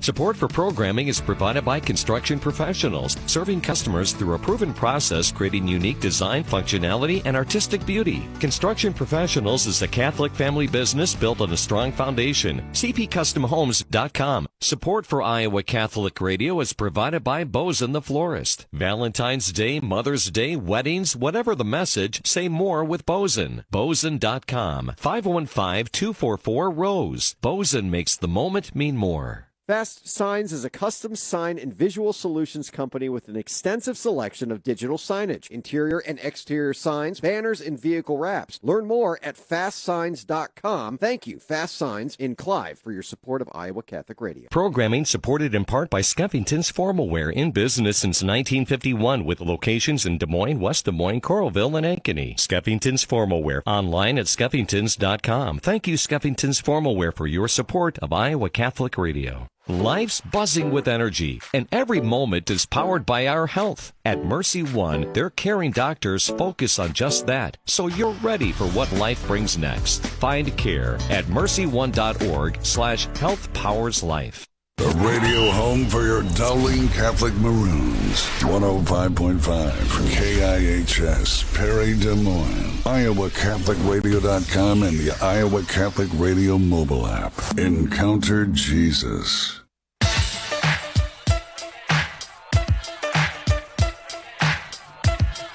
Welcome back to the Dowling Catholic Gym here in West Des Moines. Final score in the boys contest, Dowling 63, Ankeny 53. The Maroons ranked 4th in Class 4A. Ankeny ranked 10th, and both teams played like top 10 teams, wanting to getting ready for the postseason. And oh, by the way, these two teams will meet in 13 days. Thursday, February 19th, we travel to Ankeny.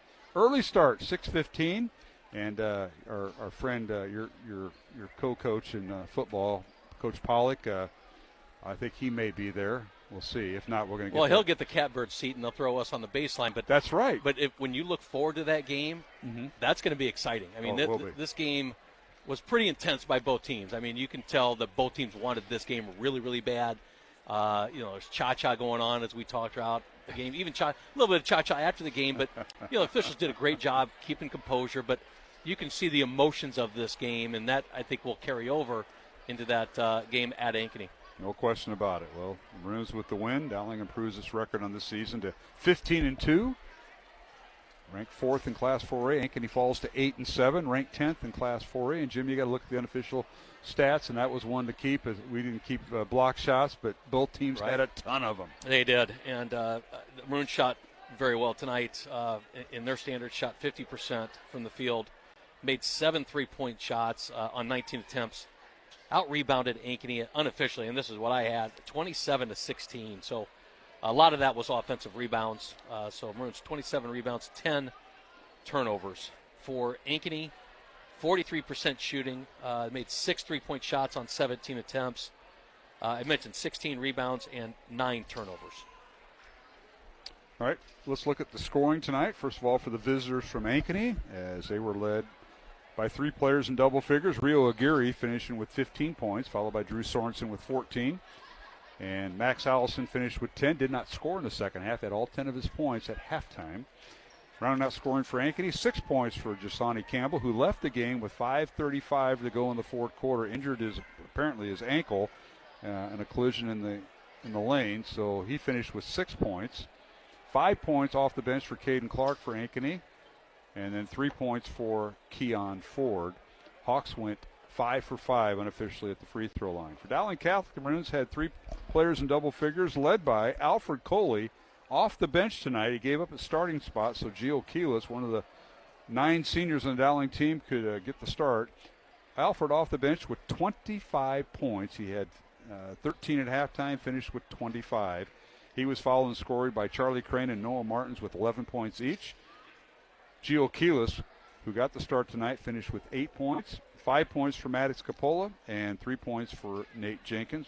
Sam Ralston did not score as he came off the bench, and Evan Mitchell did not play, one of the bigs. We did not see Evan tonight as the Maroons went with a guard-oriented team. Dowling unofficially 6 of 13 at the free throw line tonight, Jimmy, and I thought that was important. The Maroons made more free throws than what Ankeny attempted, and that's what you like to see. That's a good part of the stat board. And you're right, and the Maroons really just went 6 deep. You saw Sam Ralston come in there for a spell there in the first half. Didn't see much of him in the second half, so anyway, went 6 deep, and it'd be interesting to see and ask Coach Anderson, how did your game plan adjust with when Max Allison was in the game?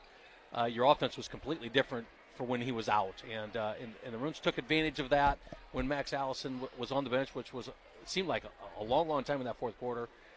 They took advantage of the size advantage, fed Charlie Crane the ball against Rio Aguirre, and was successful in doing it. But across the board, I thought the Maroons played extremely well. Knocked down some 3-point shots, handled the pressure and the aggressiveness of Ankeny. But Alfred Coley, a tremendous game by that young man. Certainly was, unofficially with 25 points. Dowling led at halftime 40-31 and outscored Ankeny 23-22 in the second half to win it 63-53. Now joined by Dowling boys head basketball coach Justin Einerson. And, Coach, congratulations on the win. What a grinder. This game was played well above the rim tonight at times. Isn't that fun to see at the high school level? It's amazing. Yeah, it's pretty cool to be in this league, to be in this region. I tell people all the time, there's a lot of CIML coaches that say it, but we go everywhere in summer, and, we're playing top teams from Missouri or Wisconsin or Minnesota, and, man, our league beats a lot of them. So basketball in Iowa is very good. I think you're starting to see that with how high quality our college teams are in this area, regardless of level. But it's really fun to play in this league every night. It is not fun to prepare for, but it is fun once you throw the ball up. Well, the game was a lot of adjustments. Jimmy and I kind of talked about that, and you saw the matchups. When you have Ankeny's 7'1" Max Allison coming out guarding Maddox Capola because Keelis got the start and Alfred Coley didn't. That was kind of interesting, but it was just a game of matchups and the heart. Both teams playing very hard tonight. Unfortunately for Ankeny, they lost their starting point guard in Jasani Campbell with 5.5 minutes left to go in the fourth quarter with an ankle injury. But these guys are going up and down, your kids as well as theirs. Yeah, it's a battle. There's a little bit of crossover with friendships with them. We had a really heated fall league game with them where, man, I had to tell our guys, we play these guys. We can't be just talking like that. Now, part of it is they're friends. It's the same problem I had in the cities where the refs don't know the difference between what's derogatory and what's just playful. I think there was some of that tonight.